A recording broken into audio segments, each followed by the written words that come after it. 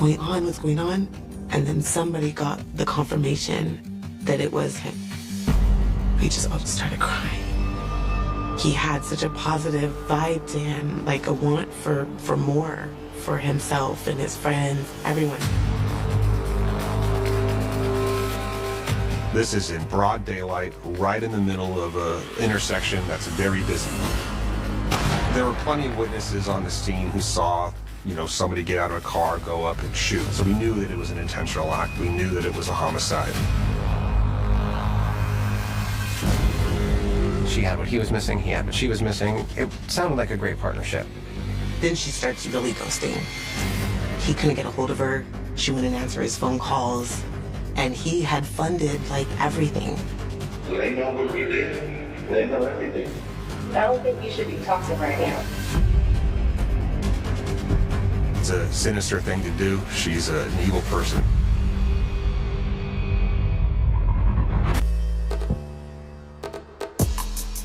As part of the San Francisco Bay Area, Alameda County plays host to the cities of Berkeley and Oakland. Alameda is south of San Francisco, and it's more out in the country as opposed to San Francisco being a large urban center. It's sort of like a suburb.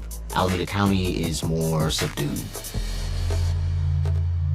But on July 13th, 2016, just after 1 p.m., the serene surroundings of Alameda County were suddenly disturbed. It was a warm summer day. Meekland and Blossom is a really heavily traveled intersection in the middle of unincorporated Hayward. All of a sudden, out of nowhere, people started hearing gunfire. So 911 calls started coming in. Callers are reporting that someone walked up to a truck, fired several shots, and then walked away. This was in the jurisdiction of the Alameda County Sheriff's Department, so they were the first to get out there. They stopped traffic, they blocked off the intersection. Responding officers find a red truck parked in the intersection, with the windows down and the engine still running. There is a man in the driver's seat. He was shot multiple times from the right-hand side. The shooter had shot through the open rear passenger window, and I believe he was shot 3 or 4 times in the side and the side of his chest. They assess quickly that the man is deceased. There were plenty of witnesses on the scene who stuck around. A couple of them saw, somebody get out of a car, go up and shoot. We knew that it was an intentional act. The man's ID is found in his wallet on his person, and he's identified as 38-year-old Adon Khatami.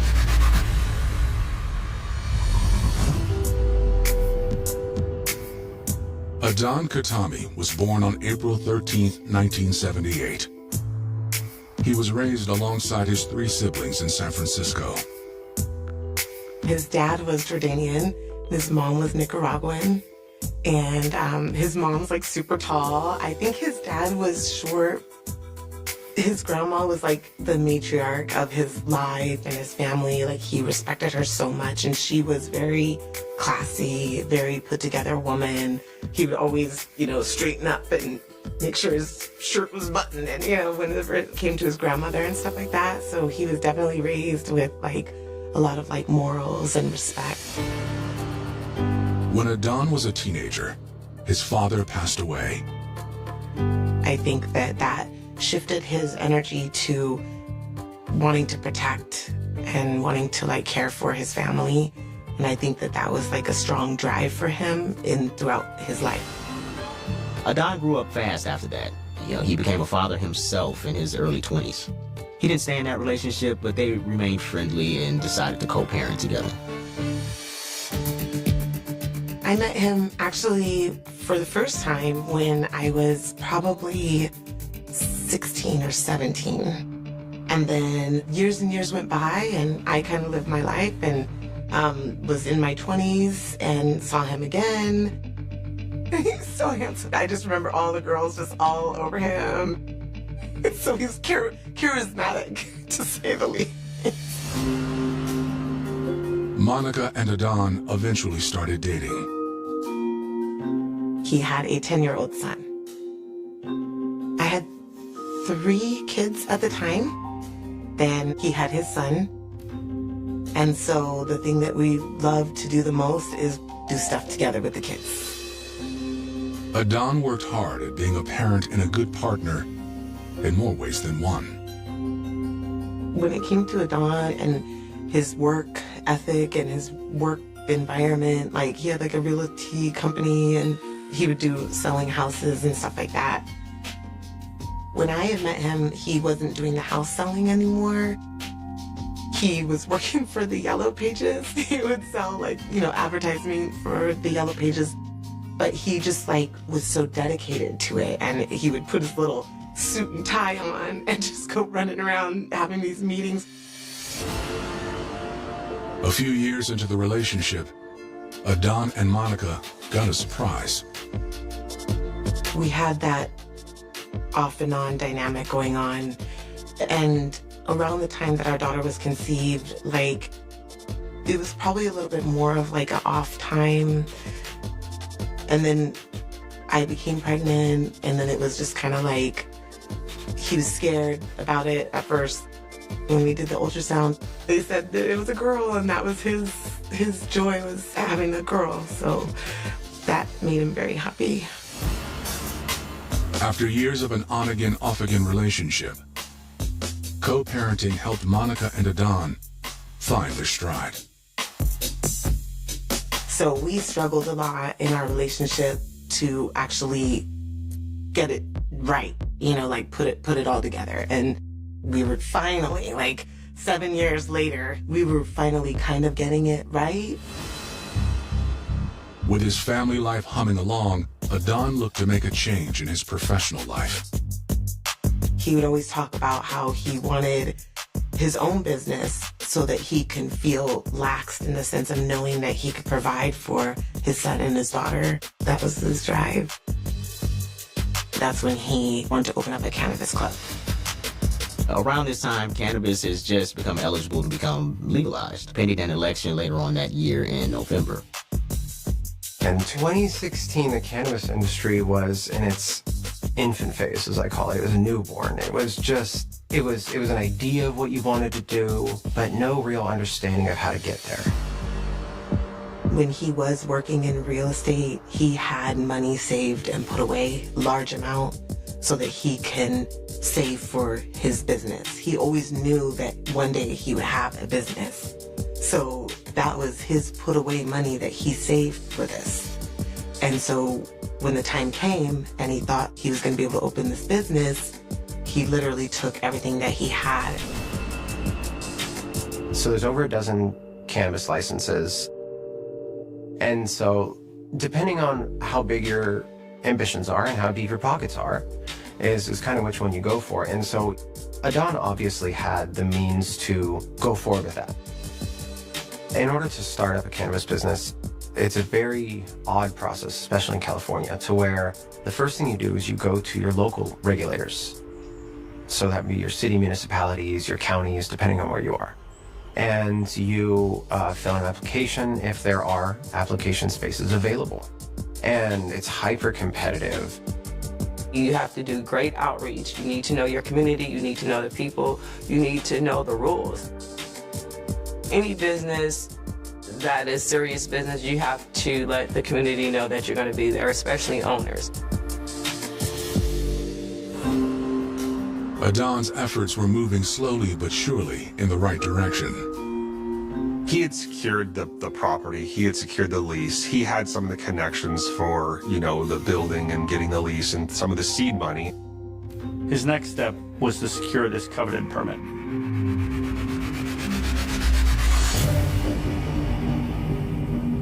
Before Adon can get his business up and running, he is savagely gunned down in broad daylight at a busy intersection. Adon didn't suffer. He was shot multiple times and died very quickly. There was no shortage of eyewitnesses as to what happened. It was very clearly someone running up to a car intentionally and shooting through the rear passenger window at somebody. Is this a road rage? Do they know each other? Why are you out here? What's going on? There are a ton of witnesses, and everyone describes the same thing. We knew the shooter had run out from the intersection and had gone into a neighborhood. It's a very large neighborhood. It's got streets that wind all kinds of different ways. It's not your standard, A street, B street, first street, second street. It's a complicated neighborhood. So they needed to spread out the perimeter in there because, it's hard to cover all those streets driving around because you can't just drive down one and see, the whole block. So the perimeter that was set was pretty massive. Several of these officers work this area regularly. They're aware of the fact that there's quite a few cameras in the area. The sheriff's office had a permanent camera on Hank's Liquors, and within a couple of minutes, the deputies had a picture of the person who had done the shooting. The red Jeep pulls up, a man gets out wearing a white long-sleeve colored shirt, jeans, a Dallas Cowboys hat, and some white shoes. He's also wearing rubber gloves. You see him very quickly, intentionally get out of the Jeep with a purpose. He goes right up to the truck, he shoots, and then he runs away down the side of the liquor store towards the tracks. So you could see exactly what he was wearing. The description that went out from him was absolutely perfect. And the footage of the shooter fleeing the scene was able to be captured and distributed within, I think, 10 or 15 minutes of the actual shooting. His pictures being sent out to every cell phone of every sheriff's deputy that was called to the scene and looking for him.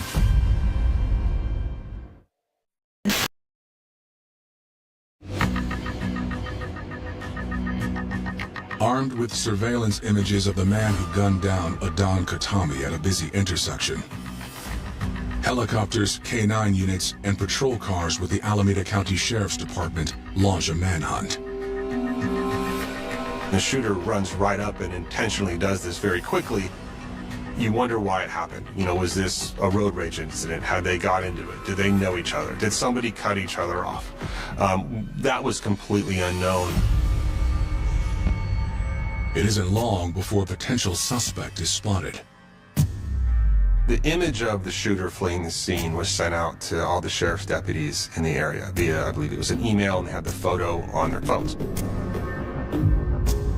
And so as they're canvassing the neighborhood looking for it, they see someone sort of matching the description, clothing slightly different, no long sleeve shirt, kind of walking down the road looking a little sweaty.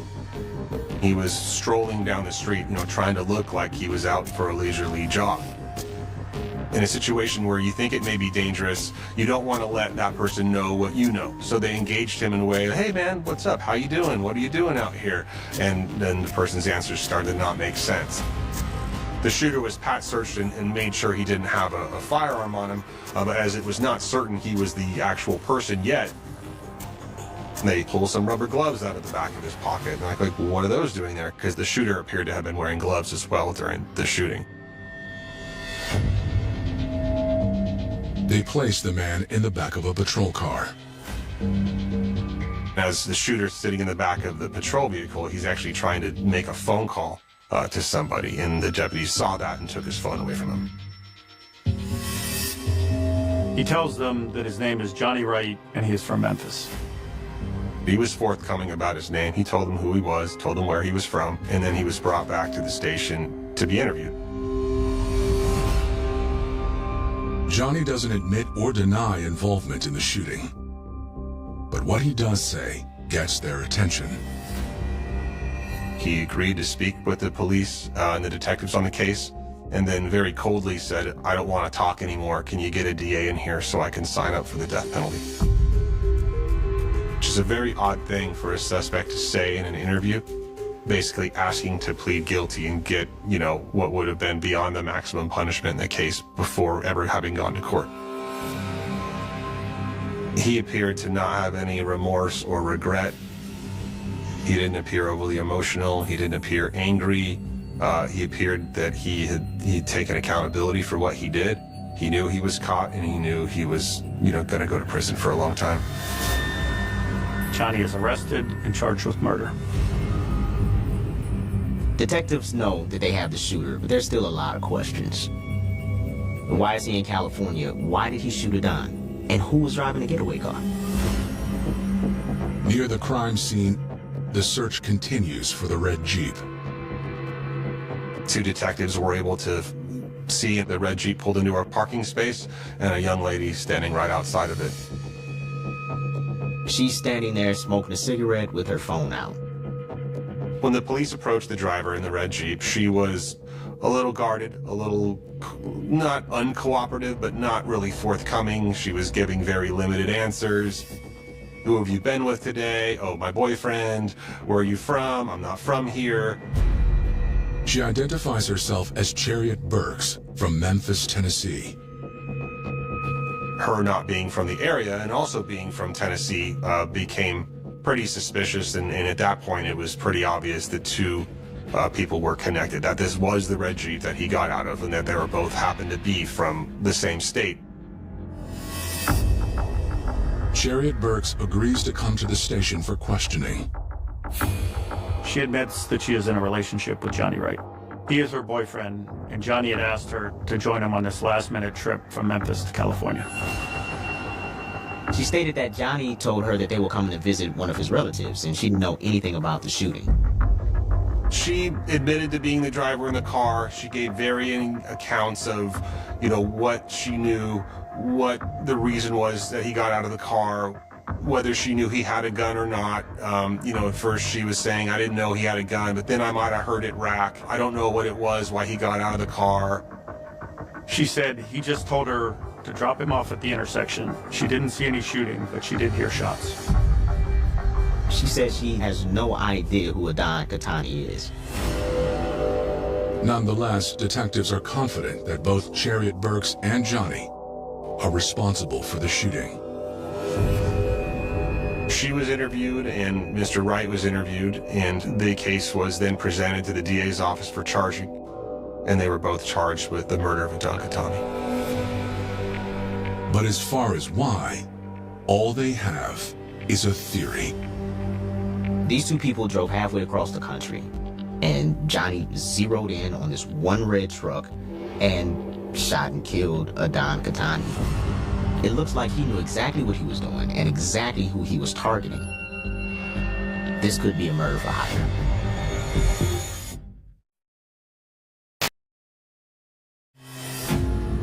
Within hours of the shooting death of Adon Katani, California investigators have made 2 arrests. The alleged shooter, Johnny Wright, and his girlfriend turned getaway driver, Chariot Burks. These 2 traveled from Memphis, and it appears that Johnny came solely to kill Adon. So investigators pretty early on suspected that he had been hired to carry this out. If this theory is true, investigators must now answer the next question. Who hired Johnny to kill Adon? 90% of homicides happen between people that have some connection to one another. So the logical thing to do is to look for people that they may have had some conflict with, whether it's an ex-boyfriend or ex-girlfriend or anybody in their life like that.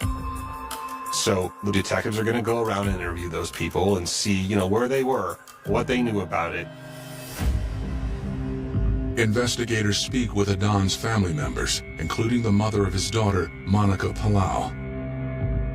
She reveals a harrowing detail. Adon was actually on his way to daycare to pick up his daughter when he was shot. A friend called her and said that some other friends saw Adon's truck surrounded by cop cars. Something bad had happened, and she didn't know if her daughter was with him or not. He was supposed to pick up our daughter. So my little sister said, I'll drive you to the daycare. And then when I went to the daycare, she was still there. Relieved but still frightened, Monica went to Adon's house where friends and family had gathered, waiting for news.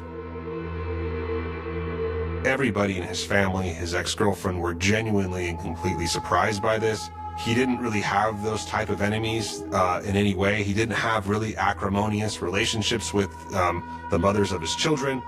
He was doing well for himself, and it wasn't obvious who his natural enemies would have been, if any. He was a go-getter, and getting to know him through his family a little bit, had a daughter. He was a guy who was involved in a lot of different things. He wasn't a criminal. He wasn't a bad person. He was a kind of an entrepreneur. Detectives learn Adon was trying to better his life and the lives of his kids via a new business venture. His family said, well, you know, you ought to talk to his business partner. And the police were, business partner, who's that? Her name's Takesha Upshaw. He met Takesha and she became a friend, and they talked about their passion for medical cannabis. No other small business startup requires this level of scrutiny. So trying to juggle all of this is more than usually one person can handle. I think that's where Adon ran into. I think that he ran into a situation where he just realized it was so much. And that's where Takesha came in. You gotta shake hands, you gotta smile, you have to be definable. And she was good at that. The community can be your greatest cheerleader or they can be your worst fear. She had a face, she dressed the part, she really went for it. And people love that. Adon's job was behind the scenes, where he provided a much-needed cash flow. It cost quite a bit of money to get in. Minimum $250,000. You're talking about leases, insurance, licensing fees that can be a lot on their own, especially local licensing. His back of the business was him funding, like, everything to get it going, everything to get it off the ground running. Any type of fundraiser stuff or anything that they needed. That was his position. Her position was the light, the spotlight, the front and center. So they were able to come together. She had what he was missing, he had what she was missing. It sounded like a great partnership. He had secured the property, he had secured the lease, he had some of the connections for, you know, the building and getting the lease and some of the seed money, and she was kind of the public face of it. But Adon's family reports that after several months of momentum, the partnership started to sour. He was approaching me and he was just like, I feel like she's kind of being distant. She's not really responding to my calls and stuff like that. They had an important date coming up where they would learn if they got the permit from the Planning Commission, and he was panicking. He got very concerned, and he went to his uncle, I believe, and who'd worked with him in real estate, and they were looking at other options, and that's where they came up with this buyout offer. They thought they were going to get a permit. They had people in the city telling them, we're going to help you get this permit. They thought that they were going to be able to open a highly lucrative and highly successful cannabis business in California. Those are businesses that make a lot of money if you can get a permit to operate one. As the date neared for the Planning Commission meeting, both thought that they were going to have a successful, valuable business. And at the time when their business relationship started to dissolve, Adon demanded to be bought out for over $1 million. You need to buy now if you're going to do this on your own. His request was met with silence. Then she starts really ghosting, like ghosting. And at that point, he was just very frustrated because he couldn't get a hold of her. She wouldn't answer his phone calls, and he had funded like everything. As investigators ramp up the interviews, the next order of business is clear. All of this new information about Takesha Upshaw is really concerning. They immediately start doing some digging on her, like, who is this woman? They learn that Takesha worked hard to curate her image in the Bay Area. If you looked at her Instagram profile, you'd see a world traveler, somebody who was into, you know, yoga and things and was involved in the community, you know, was out there trying to push, I'm going to be the first African-American female-owned black, you know, dispensary in San Francisco, was very connected, volunteered her time with the NAACP, was connected to a lot of the who's who of San Francisco at the time. The importance of being able to, I guess, grease palms, network effectively, whatever you may want to call it. She was very good at it. Ms. Upshaw was phenomenal at networking. Then, investigators learn a small detail about Takesha that has big implications. Takesha's father's family is from Tennessee. She has strong family connections to Memphis, which is where Johnny Wright traveled from. It was not a coincidence. the shooter and the driver were from Tennessee, and that Miss Upshaw had all those connections to family in Tennessee.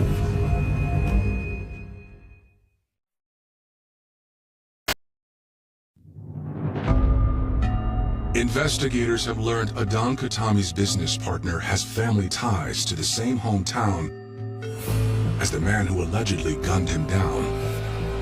The theory is somebody hired Johnny Wright to shoot Adon. Then they learn Takesha Upshaw is from Memphis, just like Johnny. It seems like more than a coincidence with all the money and reputation that was on the line. With Adon backing out of the business, was Johnny bought as a hitman? Johnny's behind bars and he's not saying anything. However, they have his cell phone. We get a search warrant. We download the contents of his phone. It's a burner phone, so it's not a lot of information on there, but what is on there is really suspicious. The text message exchange was uncovered. Johnny saying, waiting for a deposit. As soon as it's complete, lights out. And then the other person saying, okay, I'm trying to get it to you. That became obviously very suspicious. And then the question became, who is this person that's exchanging text messages with Johnny Wright? So that became the focus. Where did this text come from? Who is it sent to? Who is on the other side of this?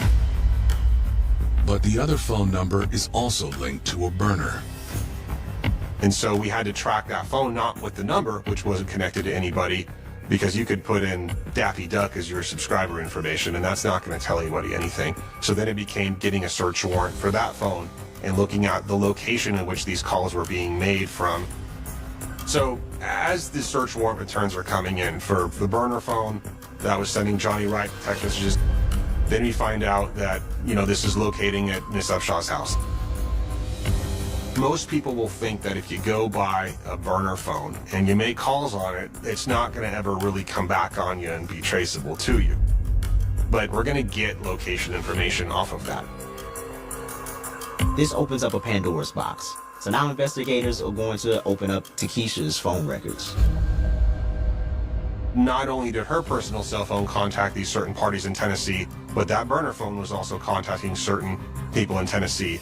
And the timing of those, compared to when the burner phone was fired up, it's almost like it was obvious she had her personal cell phone in her hand and she calls someone and says, I'm going to call you from my other phone now, hangs up that phone call, and then immediately uses the burner phone to connect with that person and then never uses her personal cell phone again.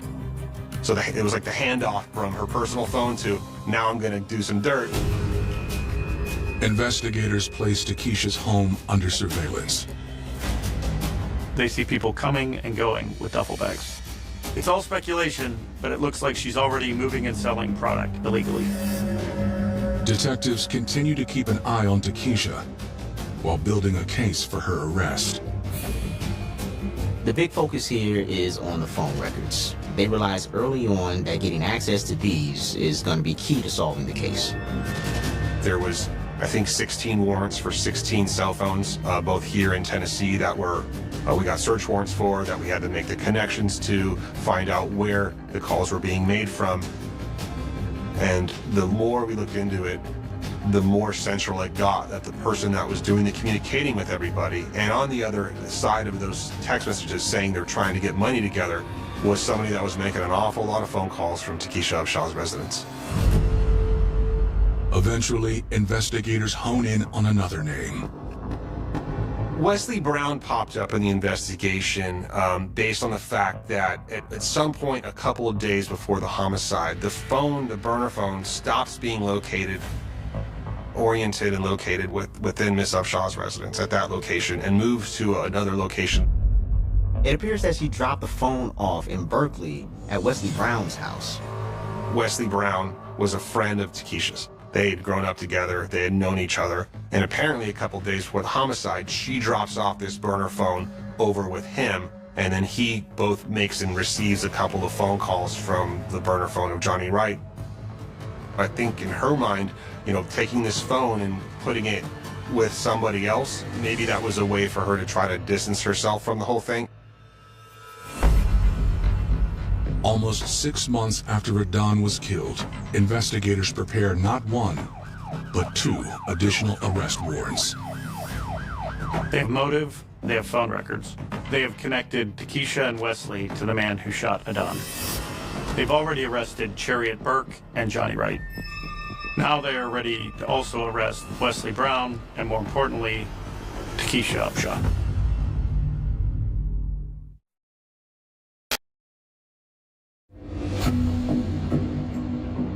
Almost 6 months after Adon Khatami was gunned down in broad daylight, investigators arrive at the home of his former business partner, Takesha Upshaw, to place her under arrest. They believe that Takesha resented Adon because of his insistence on her buying him out of his stake of the business. She interpreted him backing out of the partnership as betrayal, and she hired someone to kill him in retaliation. What had happened was someone had vandalized one of her cars or done a hit and run on one of her cars. And so she called at some point in the previous 6 months to make a report on it. And so the deputies called her back and say, you know, man, we're following up on that report. Can you come outside? She's walking out of her house in her slippers. She's waving down the deputy in the street, and then 2 deputies secure her, grab her. Following the arrest, they conduct a search of Takesha's home. They found lots of cell phones. They also uncovered a large illegal marijuana grow within her residence. This is back when you couldn't do that in California. And they seized a lot of items from her residence. The grow area, I believe, was in a basement down below. She ended up being charged with that as well. Wesley Brown was arrested simultaneously. We didn't want them to communicate with one another, or it's not uncommon to arrest 2 suspects at the same time so they don't know that it's coming. They were both interviewed separately. Takesha makes it very clear that she is not talking and immediately asks for an attorney. Detectives turn to Wesley. They told him he was arrested for murder. His reaction was somewhat shocked by that. He admitted to having a phone, making some phone calls, said he didn't really know what it was about, which we couldn't disprove. He asked for a lawyer. He didn't want to give much of a statement. With Takesha and Wesley unwilling to speak with investigators, they take a gamble that they might talk to each other. Shortly after he was arrested and they finished the interview with Miss Upshaw, they stuck him in adjoining cells that, unbeknownst to Miss Upshaw and Wesley Brown, was being recorded by a hidden microphone. But when you have 2 suspects that you think are involved that may talk about it if given the opportunity, it's really a good idea to throw a recorder in there. And this was a deliberate thing. When they put them in the cells, they're like, hey, we're just holding you down here for a minute. Don't talk to each other. And of course you tell them that, and the first thing they're going to do is talk to each other. Are they gone? Yeah, So what's going on? I have no idea. They got me off record. Why? The future mom does her cell phone technology. They know what we did. They know everything. Don't say nothing. And his initial thing to her was, they got me on murder. And he seemed a little bit surprised by what was going on. And immediately she sort of told him, hey, don't talk, don't say anything. She wasn't surprised that she was being arrested for murder. I mean, I ain't going to, but they already know, Keisha. I don't think you should be talking right now. She's telling him, you shouldn't have said that. Don't worry, I'm going to get you a lawyer. Because very clearly he was a little confused by what was going on, and she was given the direction to keep his mouth shut. The recording happened about the first hour of them sitting there. At the end, they take them out and process them into the main jail, and the detectives, go grab the recorder and start listening to it, and it became a very helpful part of the case. Just the way people are talking to one another. Sometimes it's not what you say, it's how you say it. So the DA's office decides to file a murder charge, and once they did, we filed the charges and then joined all 4 defendants together. But that doesn't mean all 4 will see their day in court. All charges against Wesley Brown are dropped. We could not prove with the evidence we had that he knew that there was going to be a murder committed or that he was involved and had the intent to do that. So we dismissed the charges against him, the murder charges. The murder charges against Chariot Burks are also dropped. The decision of the prosecutor who had the case before me felt it was appropriate to resolve the driver's case and plead that person to an accessory to murder. As for Johnny Wright and Takesha Upshaw, prosecutors take aim. I wanted to make sure that you have to know the case good enough to teach it to 12 random people who don't know anything about it, who all have different backgrounds and different ways they feel about things, in order to eliminate anything other than a guilty verdict, and that's what I had to do.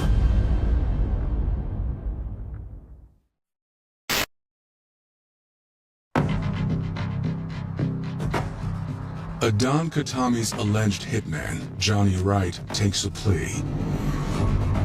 Johnny Wright pled guilty to first-degree murder with the use of a firearm. So he admitted, the most serious charges we can put on anybody short of trial. He knew that there was no upside to going to trial, and so he threw himself on the mercy of the court. Johnny is sentenced to 50 years to life. Takesha Upshaw stands by her innocence. Her trial begins in October 2019. Miss Upshaw, on one hand, is in the community. She's out there shaking hands, glad-handing people, putting herself out there, getting connected to folks, and pretending she's this upstanding person and this good business partner to Adon. And with her other hand, she's dialing up a hitman from Tennessee to take him out. It's a sinister thing to do. She's an evil person and a fraud. Prosecutors allege that Adon wanted out, but Takesha didn't want to pay him the over $1 million he was asking. She wanted to get the permit, keep Adon's investment, and open a dispensary without him.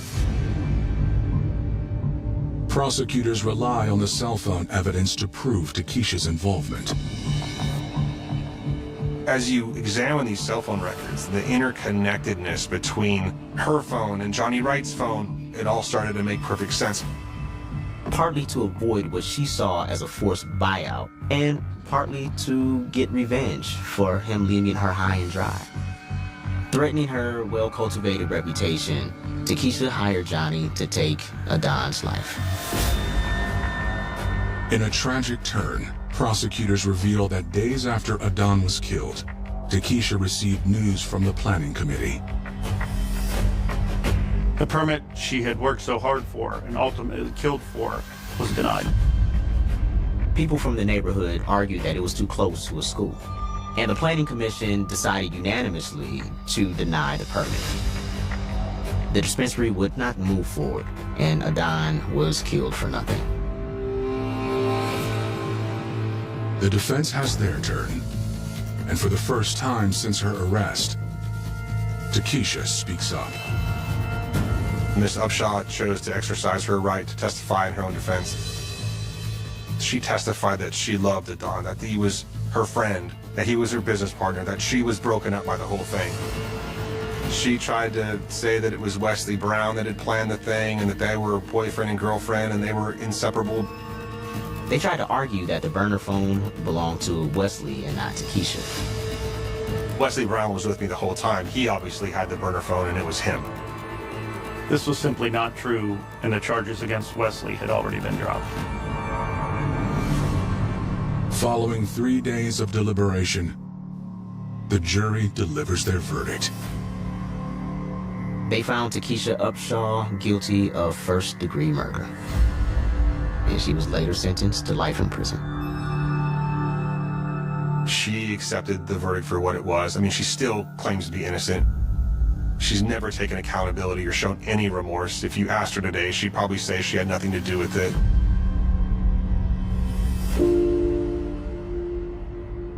Adon was a good person who wanted the best for his family. He wanted the best for his kids and wanted to be successful in order to secure that.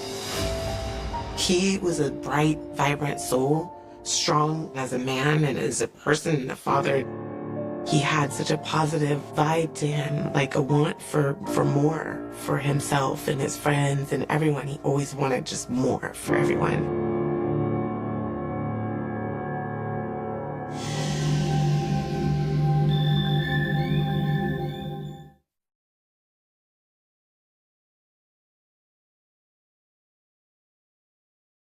The air in the courtroom on that stifling summer afternoon in 1982 was thick, not just with the humidity of a British Columbia July, but with a palpable, suffocating density of grief and unresolved rage. It is a stillness that commands your attention, a silence so heavy it feels like a physical weight pressing against the chests of everyone present. At the center of this hurricane of emotion sat a man who possessed the most terrifying attribute a human being can claim: the absolute, unwavering capacity for vacancy. Clifford Olson did not look like a monster from the shadows of a nightmare. He did not possess the snarling visage of a beast or the erratic, nervous energy of the unstable. He looked like the man you might encounter standing in line at the grocery store, the man who might offer a polite nod as you passed on the sidewalk, the man who seemed, to the untrained eye, entirely, comfortably mundane. This banality was his true weapon, the camouflage that allowed him to walk among the innocent, while harboring a void where most people keep their empathy, their conscience, and their humanity. The courtroom was a theater of the inconsolable, a place where the jagged, bleeding edges of 11 shattered lives were laid bare for the public record. For the families of the victims, this was not merely a trial. It was a desperate, clawing attempt to anchor their loved ones in a world that had tried to erase them. As the prosecutor stood to deliver the opening remarks, the sound of his voice seemed to bounce against the paneled walls, dry and clinical, contrasting sharply with the raw, throbbing pulse of the room. He spoke of dates, of locations, of the chilling logistics of disappearance, but for the parents sitting in the front row, these were not data points. They were the last places their children were seen, the final flickers of light in lives that had been extinguished with a casual, predatory efficiency. The weight of their presence was a silent, thunderous testimony to the hole that had been torn in the fabric of their community, a rent that would never be fully mended.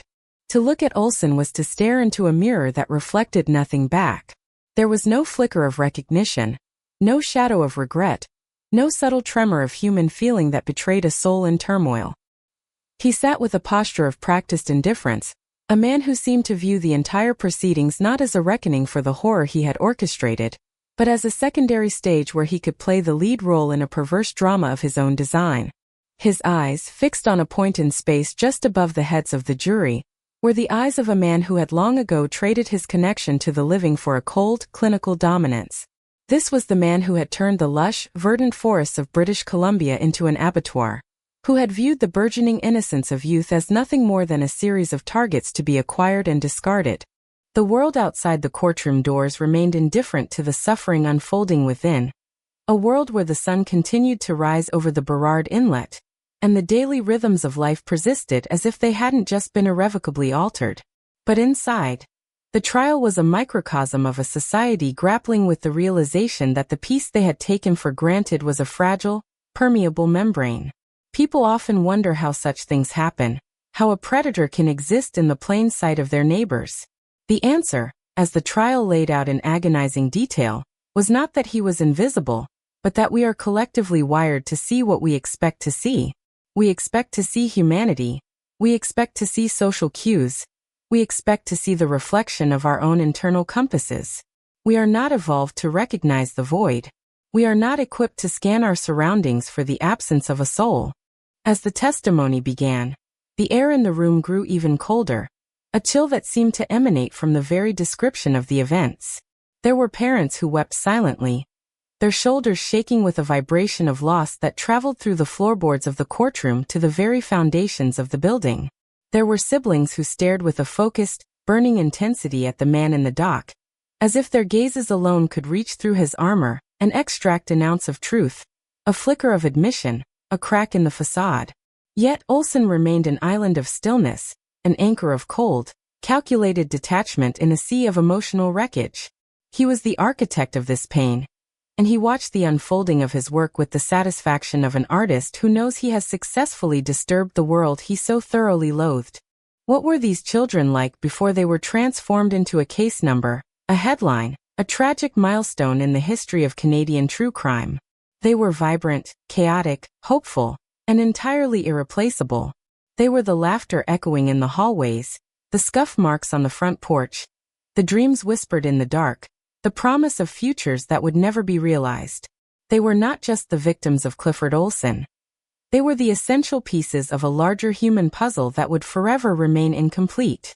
The tragedy was not just in their deaths, but in the theft of the worlds they would have built, the lives they would have led, and the people they would have become. Every detail presented in the trial, every item of clothing, every photograph, served as a painful, stabbing reminder of the mundane beauty that had been destroyed. The atmosphere in the courtroom served as a crucible. As the hours stretched into days, the exhaustion began to take hold, a weary, hollowed-out sensation that settled in the bones of the spectators and the jurors alike.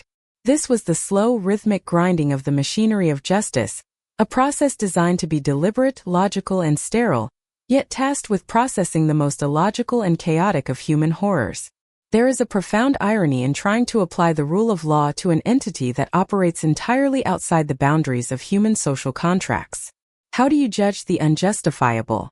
How do you measure the damage caused by an act that is, by its very nature, an act of total negation? The law asks for facts, for evidence, for cause and effect, but the soul cries out for meaning, for a narrative that can bridge the divide between the act of killing and the weight of a life destroyed. Throughout these opening phases, the media presence was a constant, buzzing irritation, a frantic, hungry beast that sought to feed on the trauma of the families. The flashbulbs were like lightning strikes in the darkness, momentary, blinding, and fundamentally hollow. They captured images of weeping mothers and stoic fathers, turning their private agony into public content, a process that felt, to many, like a secondary violation. The story of Clifford Olson was being written in real time, molded into the familiar, sanitized shapes of a sensationalist narrative, often missing the profound, quiet horror that occupied the center of the story. The truth was far more domestic, far more quiet, and far more terrifying than any headline could capture. There were moments, brief and fleeting, when the sheer absurdity of the situation would strike, leaving those in the room with a sense of dizzying unreality. To think that a human being could look at a young, developing life and see only an object to be consumed was a thought so alien, so fundamentally contrary to the biological and social imperatives of our species, that it caused a cognitive dissonance that made the head reel. It was a failure of imagination to think that such a person existed, and yet there he was, sitting in a chair, drinking a glass of water, showing no more concern for the gravity of his situation than a man waiting for a bus. This disconnect between the magnitude of the crime and the nonchalance of the criminal was the true, chilling heart of the matter. In the hallways during recess, the tension was a physical force, causing people to walk with hunched shoulders and averted eyes. The sense of collective violation was heavy. The trial was forcing the community to look directly at its own shadows, to acknowledge that the capacity for such ruin existed within their own neighborhoods. It was an uncomfortable, transformative experience that would linger long after the verdict was handed down. For the families, the trial was a gauntlet of endurance, a long, winding road toward a conclusion they desperately needed, yet feared, because they knew that no matter what the judge declared, no matter what the sentencing phase yielded, the fundamental fact of their loss would remain unchanged. The courtroom was a place where justice was being pursued, but it was not a place where healing could begin. Not while the monster was still sitting there, breathing the same air. As the session wore on into the fading afternoon light, the shadows in the room grew longer, casting a dim, gray veil over the faces of the jury. They were the ones who carried the heaviest burden, the ones tasked with the impossible, soul-crushing requirement of judging a man whose actions violated the very nature of human existence. Their faces were masks of concentration, trying to filter the horror into a rational legal framework. They were the last barrier between the predator and the potential for even more destruction, and they knew it. The responsibility was written in the way they leaned forward, the way they took notes, the way they tried to maintain an objective distance from the storm of emotions swirling around them. This was the theater of the real, the raw and unfiltered struggle for order in a world that had momentarily, and horrifyingly, lapsed into chaos. And through it all, Clifford Olson sat, the unmoved mover, the center of the gravity that was pulling everyone toward a confrontation with the absolute worst aspects of the human condition, waiting for the trial to conclude, ready to play his part until the very last word of the final sentence. The landscape of British Columbia in the early 1980s was a study in contrasts, a rugged, majestic tapestry of towering Douglas firs, deep, mist-laden valleys, and the cold, relentless push of the Pacific Ocean against the coast of Vancouver. To an outsider, it was a paradise of natural beauty, a frontier where the wild still held dominion over the paved, a place where people felt insulated from the frantic, jagged edges of urban decay. It was a region defined by a quiet, pervasive sense of trust. Parents left their front doors unlocked. Children roamed the neighborhoods on bicycles until the streetlights flickered to life, and the vast, dark forests were seen as playgrounds rather than traps. It was a society that had not yet been forced to calibrate its moral compass against the reality of a predator who looked exactly like the person living down the street. The setting for the horror that would unfold was not some desolate, forgotten corner of the map. It was the suburban sprawl of the Lower Mainland, a place of cul-de-sacs, schoolyards, and community centers. It was a geography built on the assumption of safety. The forests were the backdrop of everyday life, beautiful and imposing, but largely benign in the collective imagination. When a child disappeared in those years, the initial response was not one of paralyzing terror but of confusion. A lost pet, a child who wandered too far while playing, a misunderstanding of plans. The collective brain of the community was simply not wired to process the existence of a man like Clifford Olson.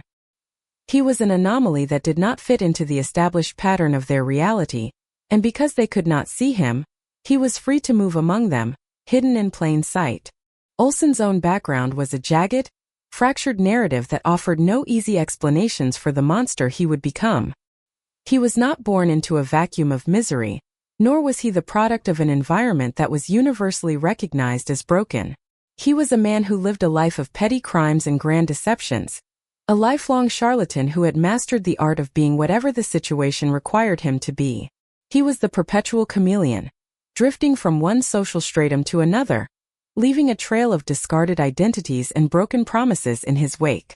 In the eyes of the police and the criminal justice system, he was a known quantity, a nuisance, a recidivist, someone who moved in and out of custody with the regularity of the tides. They understood his methodology. He was a grifter, a thief, a small-time crook who sought the shortcut, the easy dollar, the quick fix. What the system failed to grasp was the depth of the void that lived behind his eyes. They categorized him as a criminal, but they did not categorize him as a predator of human life. This was the fundamental, lethal flaw in the institutional perception of Clifford Olson. They saw a man who would lie to get a meal, but they could not conceive of a man who would lie to destroy a soul. The setting, in its innocence and its deep-seated belief in the potential for rehabilitation or, at the very least, containment through standard procedural law, provided the perfect incubator for his escalation. The authorities were dealing with a rulebook that was written for men who operated on the basis of human needs and desires, not for a man who operated on the basis of pure, cold destruction. The climate of the region, the perpetual damp, the long gray winters, and the way the fog settled into the hollows of the landscape, seemed to mirror the atmospheric shift that began to take hold as the disappearances started to accumulate. There was a subtle change in the way people interacted on the streets. The casual wave to a stranger started to feel less like a community gesture, and more like a cautious assessment. The forests, which had once been a source of wonder, began to take on a darker, more foreboding character. They were no longer just trees. They were vast, silent repositories of secrets that were beginning to weigh heavily on the psyche of the Lower Mainland. Every time a child went missing, the geography itself seemed to tighten around the throat of the community. The map of British Columbia was being rewritten in the minds of its inhabitants, moving from a map of adventure to a map of danger. It is vital to understand that the setting was not merely a passive backdrop. It was an active participant in the story. The physical layout of the suburbs, with their interconnected roads and their proximity to the wild, provided Olson with a strategic map of vulnerability. He knew the backroads, the hidden pull-offs, and the isolated spots where the forest swallowed sound with a ruthless efficiency. He used the geography as his accomplice, utilizing the very features that made the region beautiful to facilitate his grotesque agenda. He was a creature of the fringes, moving between the order of the suburban home and the chaos of the wilderness, and he navigated the space between them with a predator's instinct for territory. As the months passed and the frequency of the disappearances reached a fever pitch, the psychological setting became one of mounting hysterical dread. The police force, initially fractured and working in silos, found themselves increasingly overwhelmed by a phenomenon they could not name. The bureaucracy, designed for a slower, more deliberate era of crime solving, groaned under the weight of the panic. The setting was characterized by a desperate, fumbling attempt to find a logical explanation for the illogical. Rumors began to circulate, morphing from whispered concerns into full-blown urban legends. People were looking for the stranger, the man with the van, the man with the suspicious eyes, unaware that the danger was already woven into the fabric of their daily interactions. This was a time of lost innocence for the entire country. The case of Clifford Olson would eventually strip away the last remnants of the belief that Canada was immune to the kind of darkness that characterized the more turbulent landscapes of its southern neighbor. The setting had to evolve from a place of trust to a place of vigilance, and that transition was agonizing.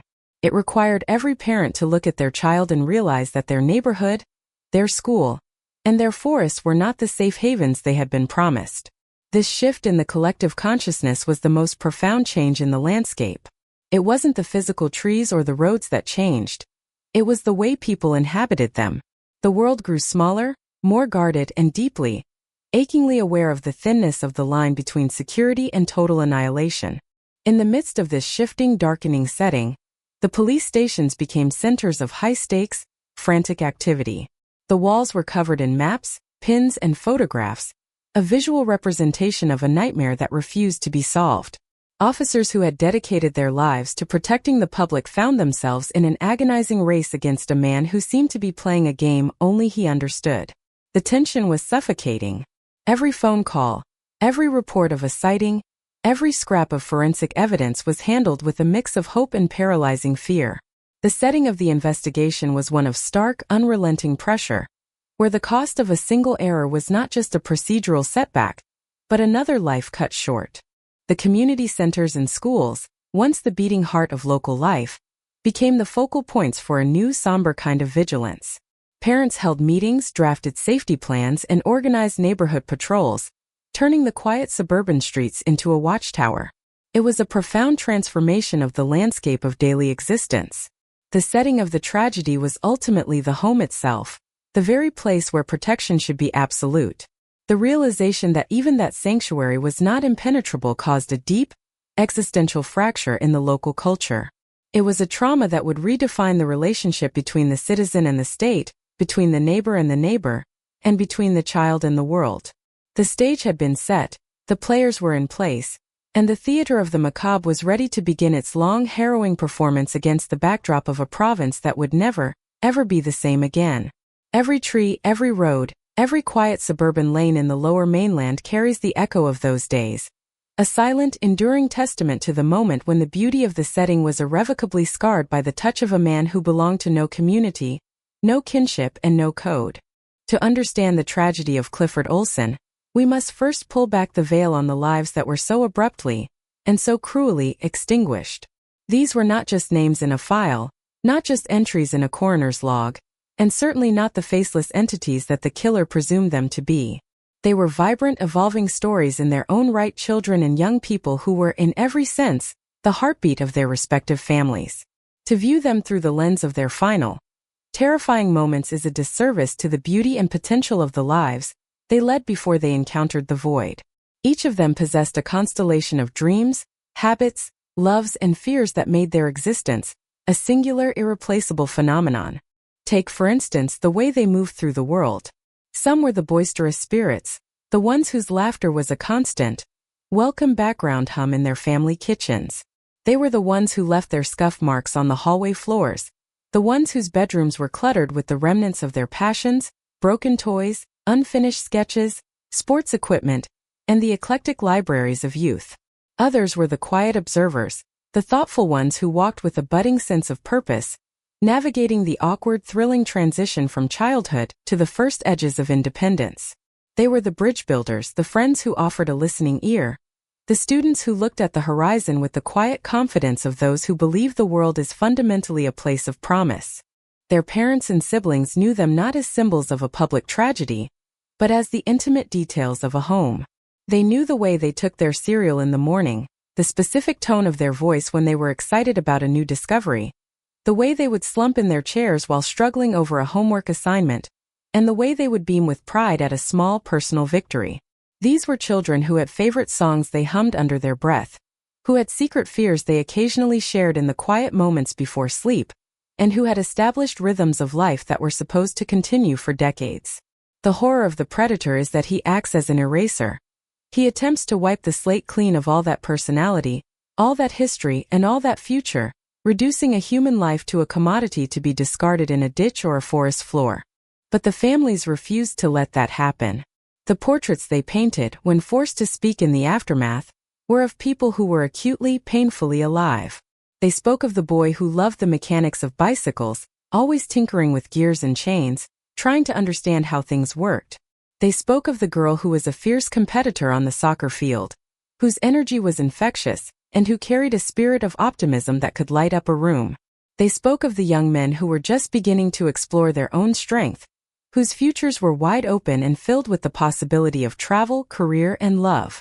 Every one of these accounts was a strike against the dehumanization that Olson represented. They were declarations. This was a person. This was a son. This was a daughter. This was a brother. This was a sister. And they mattered.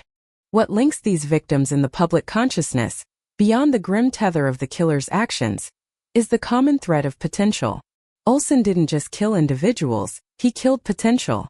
He stole the music they would have played, the art they would have created, the children they might have raised, and the contributions they would have made to the world around them. When a life is cut short, the grief is multiplied by the distance between what was and what could have been.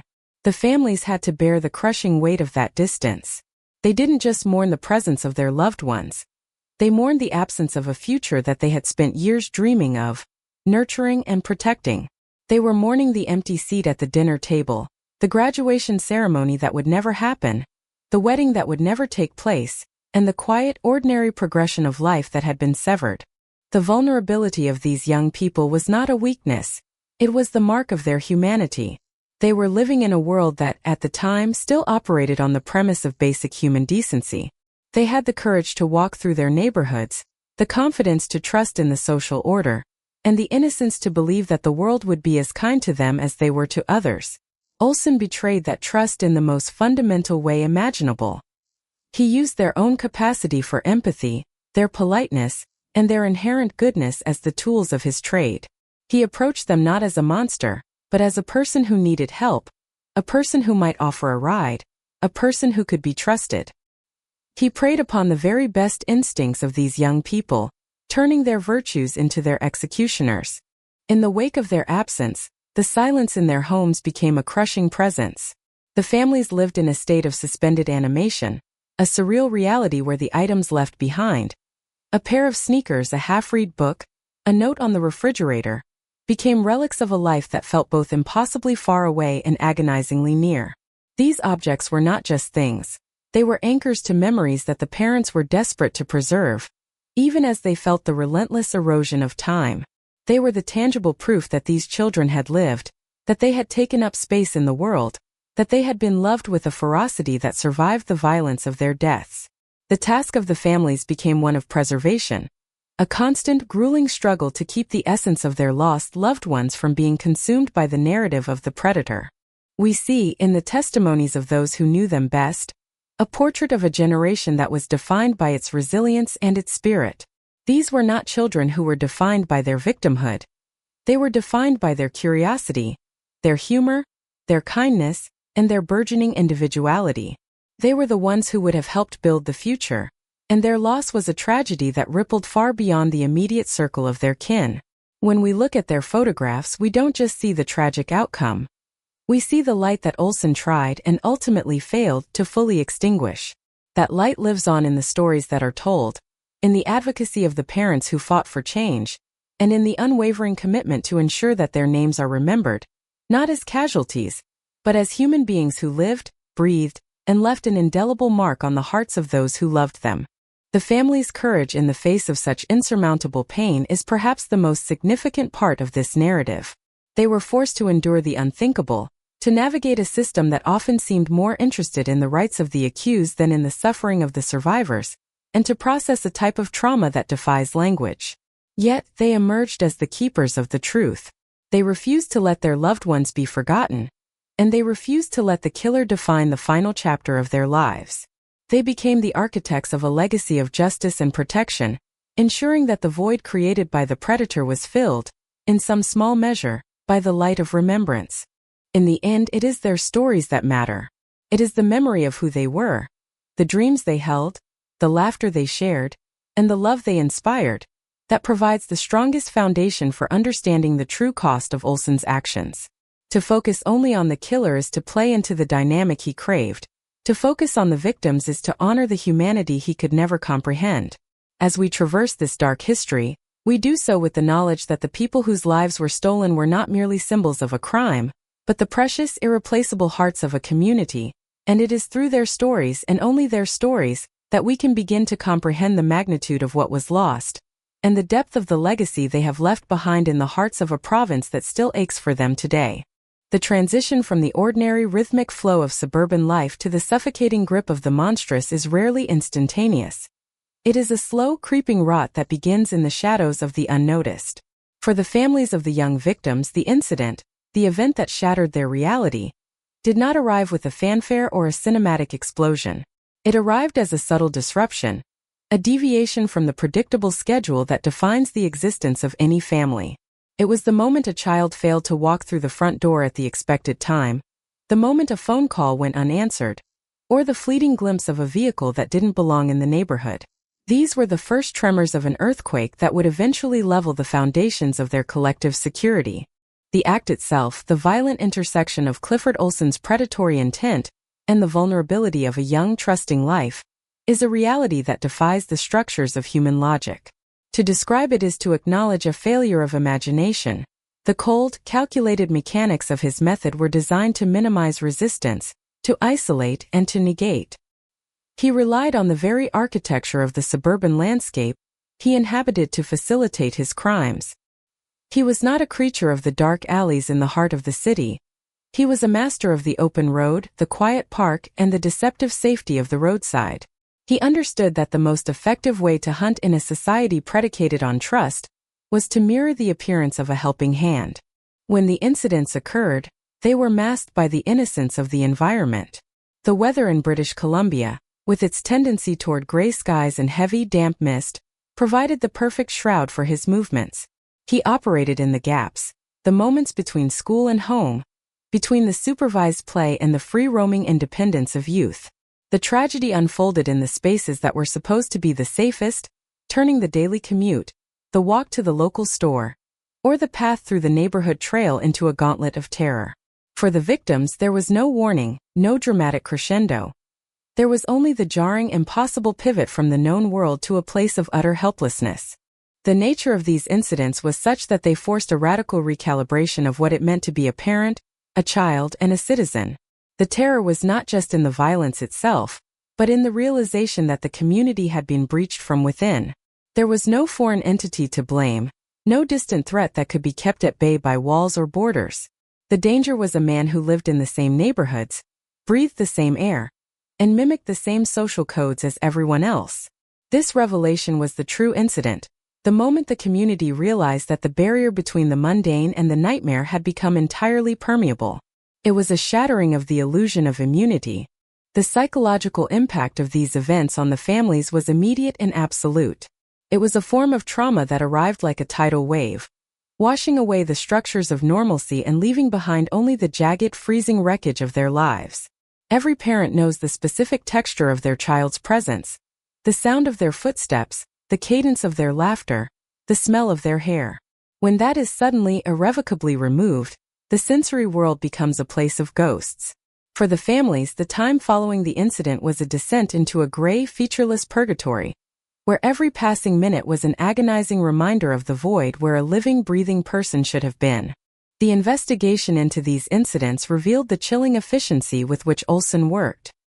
He was not a man driven by a singular, overwhelming impulse that led to a messy, unplanned outcome. He was a hunter who studied his terrain, who understood the timing of the neighborhood, and who possessed the patience of a spider waiting in the center of its web.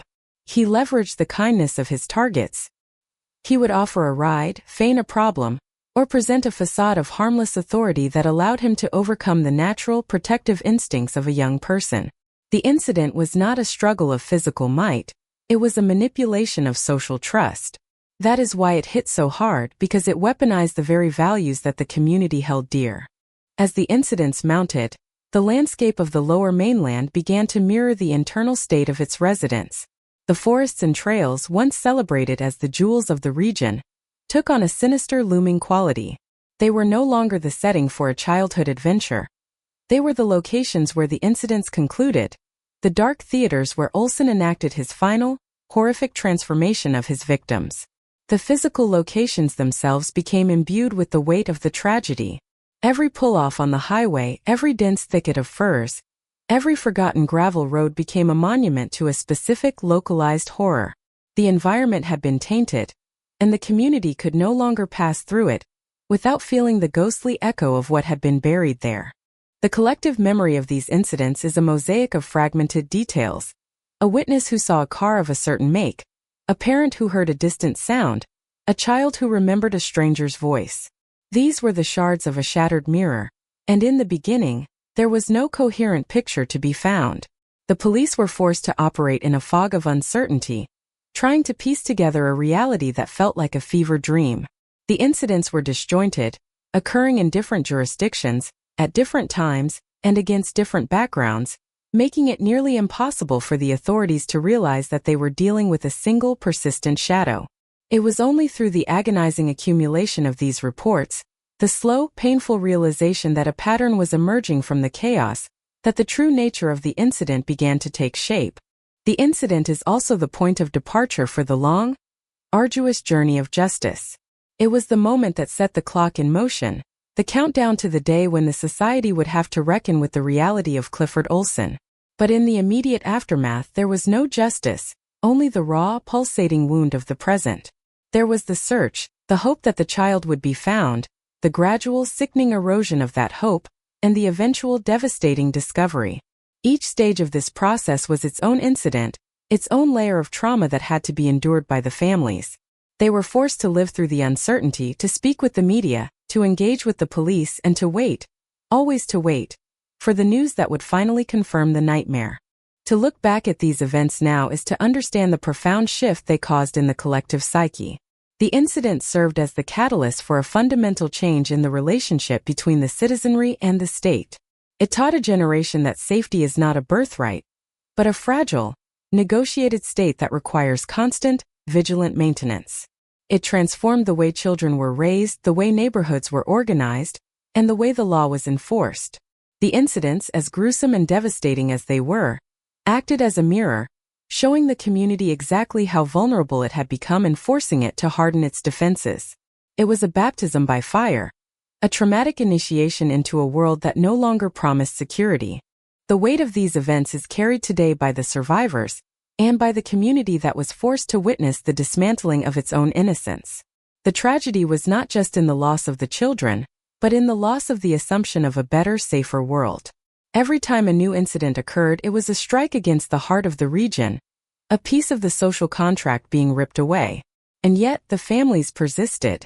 Through the darkness, through the despair, and through the long, lonely years of navigating their grief, they became the custodians of the truth. They refused to let the incidents be forgotten, ensuring that the horror was documented, that the law was tested, and that the victims were never relegated to the margins of history. The incident was where the darkness began, but it was also the starting point for the strength that would eventually hold the predator to account. The discovery of the crime scenes was not a singular event, but a slow, agonizing unraveling of a reality that the authorities had prayed against with every fiber of their being. For the search teams, the task was akin to navigating a labyrinth where the walls were made of shadows. They were scouring the vast, verdant expanse of the British Columbia wilderness, a terrain that, in its indifference, seemed to mock their desperate efforts. The forests of the lower mainland were lush, dense, and suffocatingly beautiful. They were places where the sunlight struggled to reach the mossy floor, and where the silence was so profound it felt heavy, pressing against the ears of the investigators.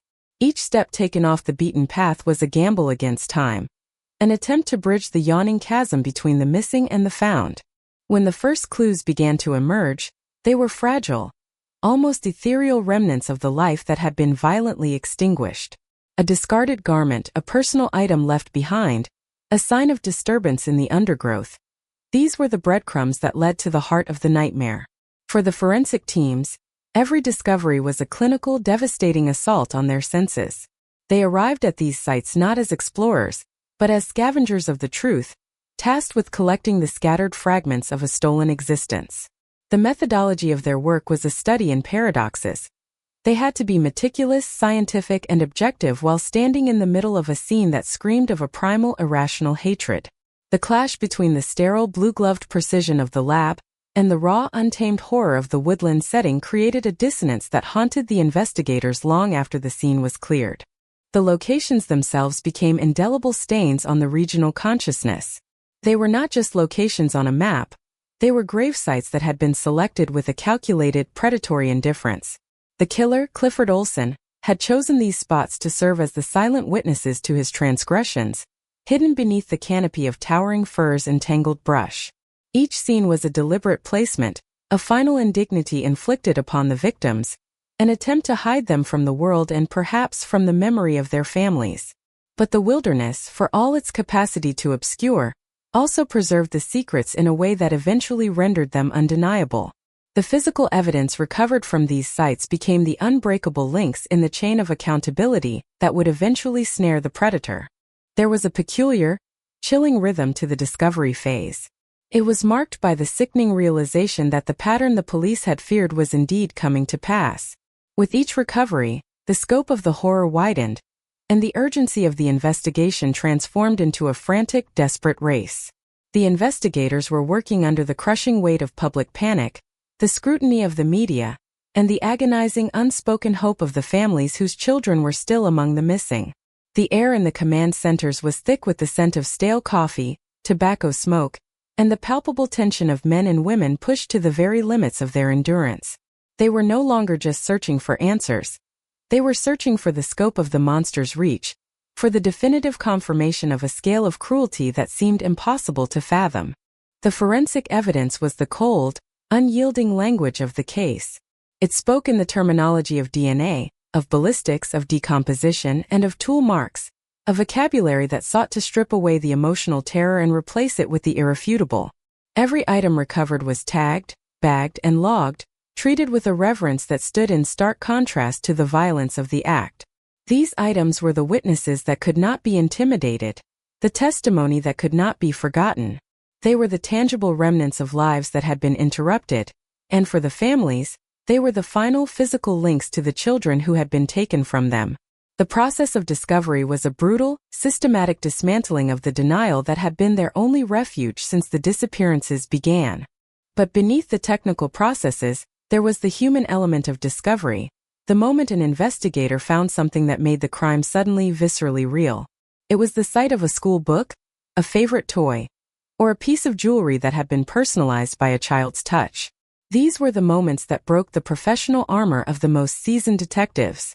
They were reminded in the most harrowing way that their work was not merely an intellectual puzzle to be solved, but a tragic reckoning with the absolute worst of the human condition. The weight of these discoveries settled into their bones, an indelible residue of the suffering they were tasked with documenting. The investigative process was also hampered by the sheer vastness of the environment. The search teams were dealing with a landscape that was constantly changing, where the weather, the dense growth, and the sheer unpredictability of the terrain made every day of discovery a battle against the elements. They learned that the forest was a formidable adversary, a place where a single mistake in judgment could obscure evidence for months or years. The painstaking search of every square foot of suspected area was a testament to the dedication of the teams involved. It was a slow, systematic, and often demoralizing labor that required an unwavering focus amidst the encroaching shadows of despair. The clues were often small and easily missed: a flattened area of grass, a broken branch, the sudden, frantic circling of scavengers in the distance. They were the whispers of a crime that had been committed in the loudest, most aggressive way possible. The investigators had to learn to read the environment, to interpret the subtle, almost invisible changes that suggested the intrusion of a human element into the natural world.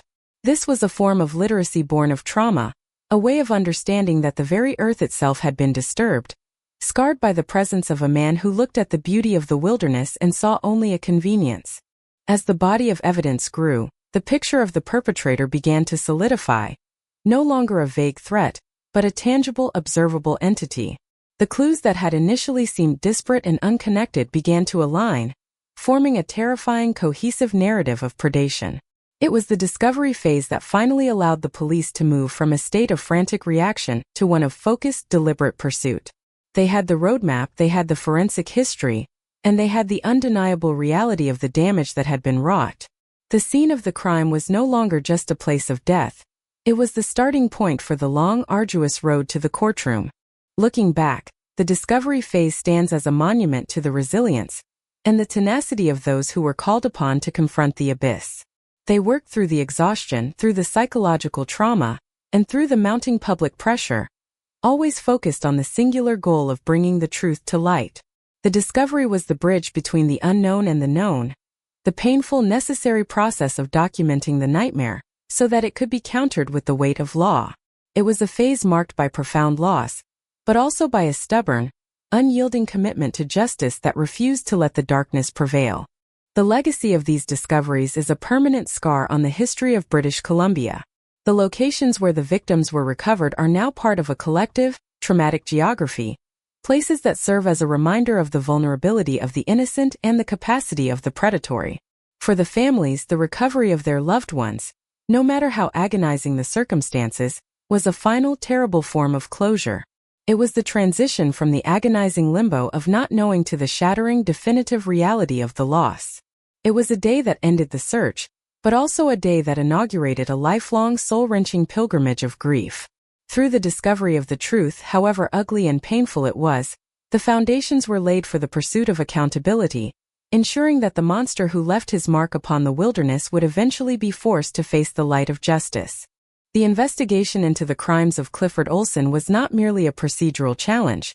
It was a psychological and institutional siege. As the body count rose and the geographic footprint of the disappearances expanded, the investigative machinery of the Lower Mainland found itself trapped in a deepening thicket of confusion, organizational silos, and the terrifying, unprecedented nature of the predator they were hunting. This phase of the case, characterized by mounting pressure and frustrating dead ends, serves as a sobering reminder of the limitations of a justice system when faced with an anomaly that defies its established paradigms. At the heart of the investigative struggle was the decentralized nature of law enforcement in British Columbia during the early 1980s. Jurisdictional boundaries, often considered mere administrative lines, became insurmountable hurdles in the race against a man who possessed no respect for borders. The police departments, each with its own protocols, priorities, and internal politics, operated in a state of fragile, often competitive coordination.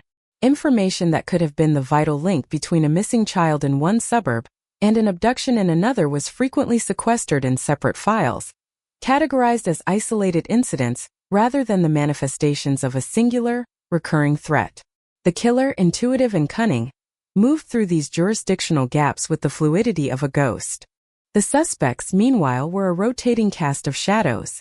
Because Olson's method was so fundamentally domestic, relying on the guise of a helpful stranger or a familiar face, the police were forced to cast an incredibly wide net. They interviewed hundreds of individuals, from neighborhood eccentrics and men with past records to ordinary citizens who had been in the wrong place at the wrong time. Each lead was a potential lifeline, and each dead end was a psychological blow to the investigators. The weight of this process was immense. Detectives would spend sleepless nights retracing their steps, questioning their own observations, and agonizing over the possibility that they had looked the perpetrator in the eye and failed to recognize the void behind his gaze. There were, of course, the perennial theories, the drifter narrative, the organized criminal profile, and the classic desperate hope that the culprit was a one-off offender whose behavior would not be repeated. The investigators were forced to confront the reality that their traditional criminal profiles were failing. Olson did not fit the archetype of the typical violent offender. He was a manipulator, a chameleon who could turn his charm on and off with chilling precision. The detectives had to learn, through a process of trial and error that carried the cost of human lives, that they were not hunting a man of passion, but a man of calculated, cold-blooded acquisition. The investigation became an exercise in unlearning their own biases. As the dead ends piled up, the morale within the task forces began to fray. The detectives were human, after all, and the relentless, suffocating pressure of knowing that each day of failure meant a higher probability of another tragedy was a psychological burden that few are equipped to bear. The frustration was compounded by the growing public panic. The media, hungry for updates and sensitive to the brewing storm of community outrage, provided a constant, jarring soundtrack to the investigation. The police were being criticized for their perceived lack of progress, even as they worked themselves to the point of collapse. The chasm between the public's desperate need for an answer and the reality of the grueling slow-motion labor of police work grew ever wider. The investigation was also plagued by the limitations of the technology of the time. Without the unified databases, the sophisticated forensic algorithms, and the instantaneous communication channels we take for granted today, the investigators were forced to rely on the manual, laborious cross-referencing of paper files. They were literally sifting through mountains of documentation, trying to find the one outlier, the one contradiction, the one detail that would finally break the case open. It was an era where intuition and human memory were the primary tools, and the sheer volume of the data made it almost inevitable that clues would be overlooked or miscategorized. The killer was operating in the analog age, and he knew how to use the limitations of that age to his advantage. One of the most profound challenges was the psychological game Olson played with the authorities. He was not a passive subject of an investigation. He was an active participant who enjoyed the process of being hunted. He played with the police, providing fragments of information that were designed to lead them away from the truth, to test their competence, and to stroke his own ego. For the investigators, this was a maddening, dehumanizing ordeal. To be led on a chase by a man who had stolen the lives of innocent children, to have to treat him with the professional restraint mandated by the law while knowing the depth of his monstrosity, was a daily assault on their own moral centers. They were constantly walking a tightrope between maintaining their objectivity and succumbing to the righteous, boiling anger that the case demanded. The dead ends were not just missed opportunities. They were manifestations of the community's vulnerability. Every time an innocent man was detained, every time a false trail was followed, it was a reminder of how much the community was flailing in the dark. The investigation was a mirror reflecting the chaos of the time. A society that had been forced to recognize the existence of the beast, but had no idea how to trap it. The failure to find the perpetrator, in those early months, created a culture of suspicion that started to erode the very social fabric that Olson was exploiting. Neighbors grew wary of one another, public spaces were abandoned, and the simple act of a child playing outside became a subject of intense, often agonizing scrutiny. There was also the agonizing realization that the system's own bureaucracy was often a barrier to the truth. The internal friction between different branches of law enforcement, the delays in processing lab results, and the legal constraints placed on the interrogation process. All of these were hurdles that the killer utilized to sustain his freedom. The detectives were not just fighting a man. They were fighting a system that was not designed to accommodate the speed and the singular nature of a serial predator. They were trying to force a square peg into a round hole, and the friction produced by that effort was exactly what the killer was counting on. As the investigation dragged on, the sense of helplessness began to manifest in different ways. Some investigators became obsessed, neglecting their own lives, their own families, their own mental health in the single-minded pursuit of the monster. Others became hardened, withdrawing into a shell of clinical detachment to survive the daily exposure to the horror. The office culture of the task force became one of intense, somber focus, where silence was often the only language that felt appropriate. They were witnesses to the breaking of human lives, and they were the ones who had to carry the knowledge of what had truly happened out into the world. Looking back, the failure of the early investigative efforts serves as a vital lesson in the necessity of interagency cooperation and the dangers of complacency. It was the period of the Great Awakening for the Canadian justice system. A painful, transformative time when the reality of serial predation could no longer be dismissed as an anomaly or an import.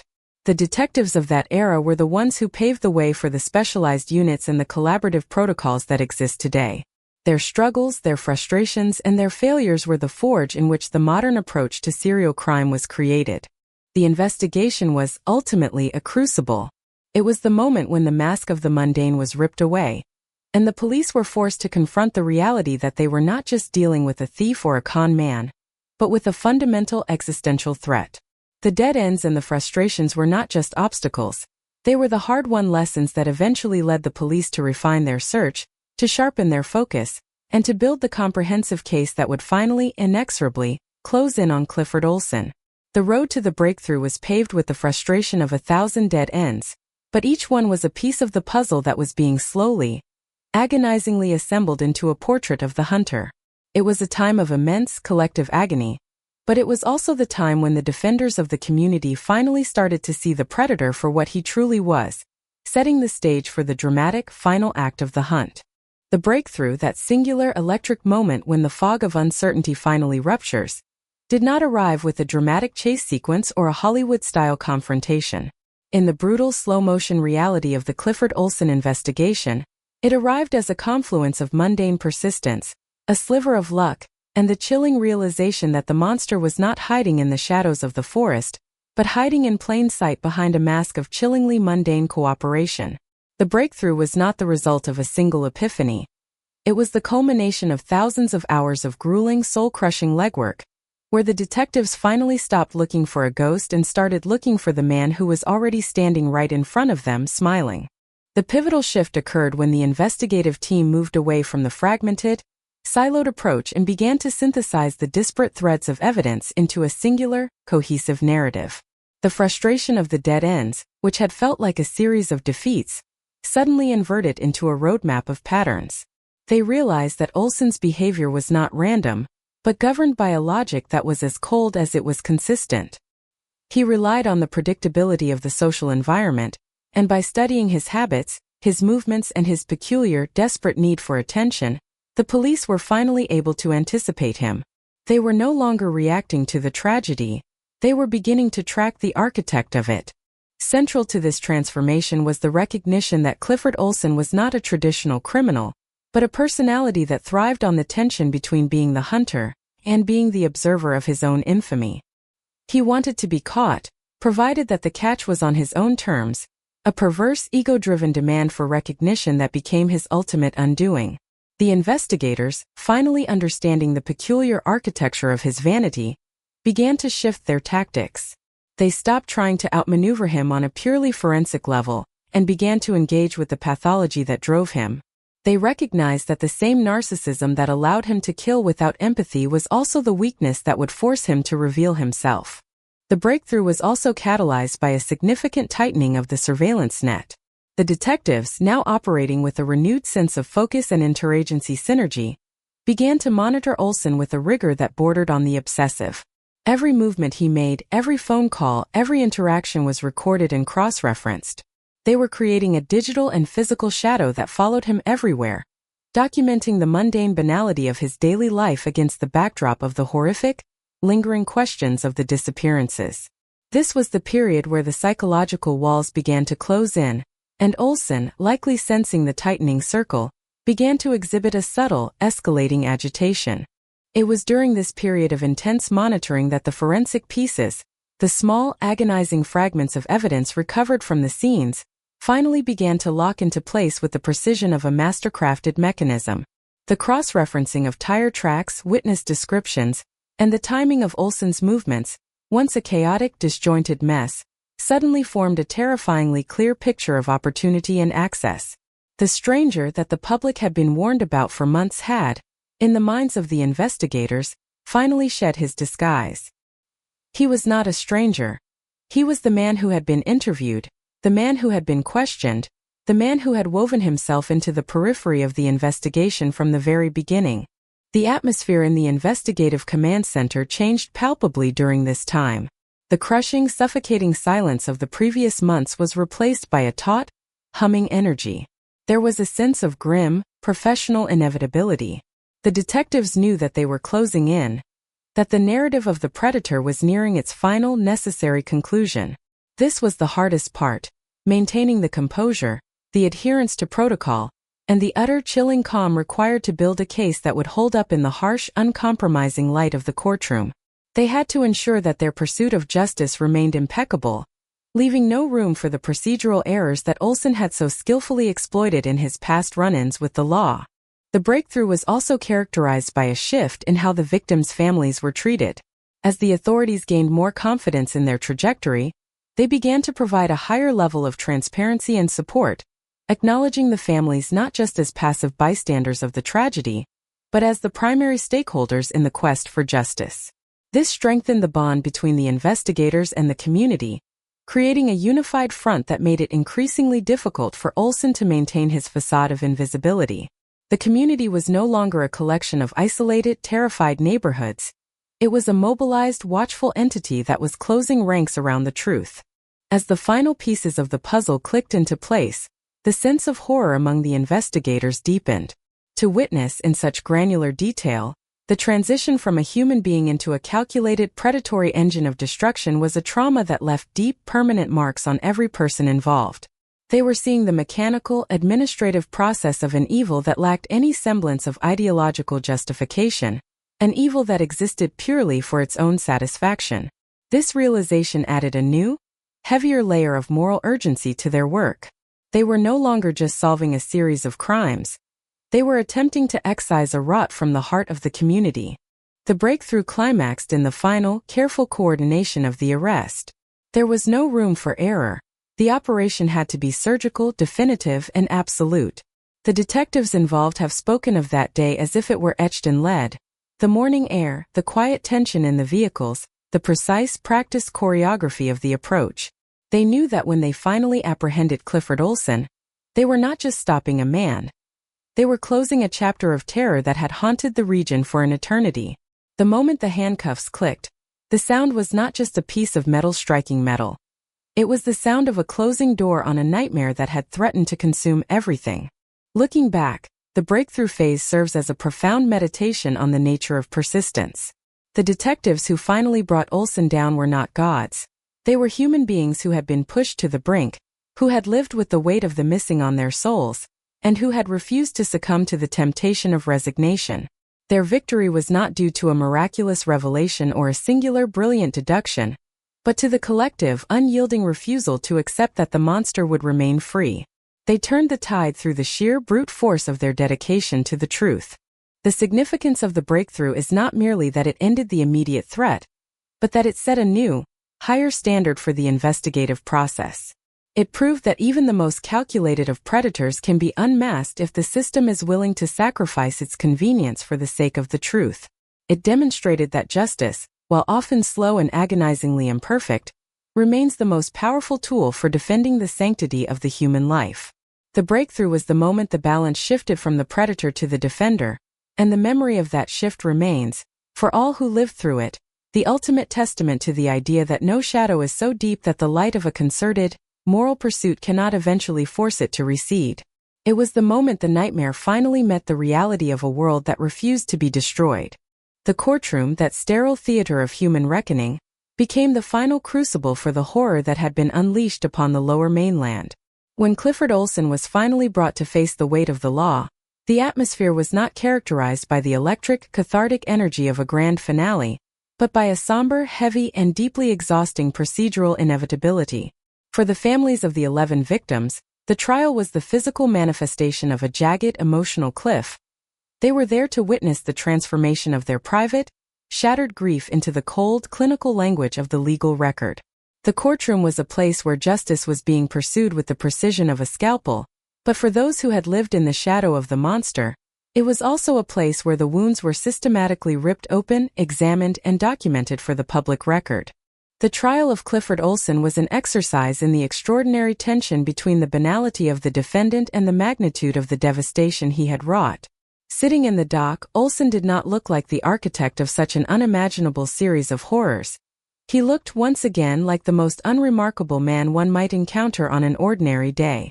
This dissonance, this chilling, unbridgeable gap between the man and his actions, defined every day of the proceedings. The prosecutors, bearing the immense burden of the collective agony of a province, meticulously wove together the strands of forensic evidence, witness testimony, and the grim, undeniable reality of the discoveries in the forest. Every detail presented was a hammer blow against the veneer of normalcy Olson attempted to maintain, a deliberate, step-by-step deconstruction of his facade. The legal strategy was not merely to prove guilt, for the evidence was an insurmountable mountain of forensic fact. It was to ensure that the monster was stripped of any opportunity to manipulate the narrative of his own life. Olson, with his lifelong penchant for grandiosity and his twisted desire to be the center of the story, clearly viewed the trial as his final, most significant stage.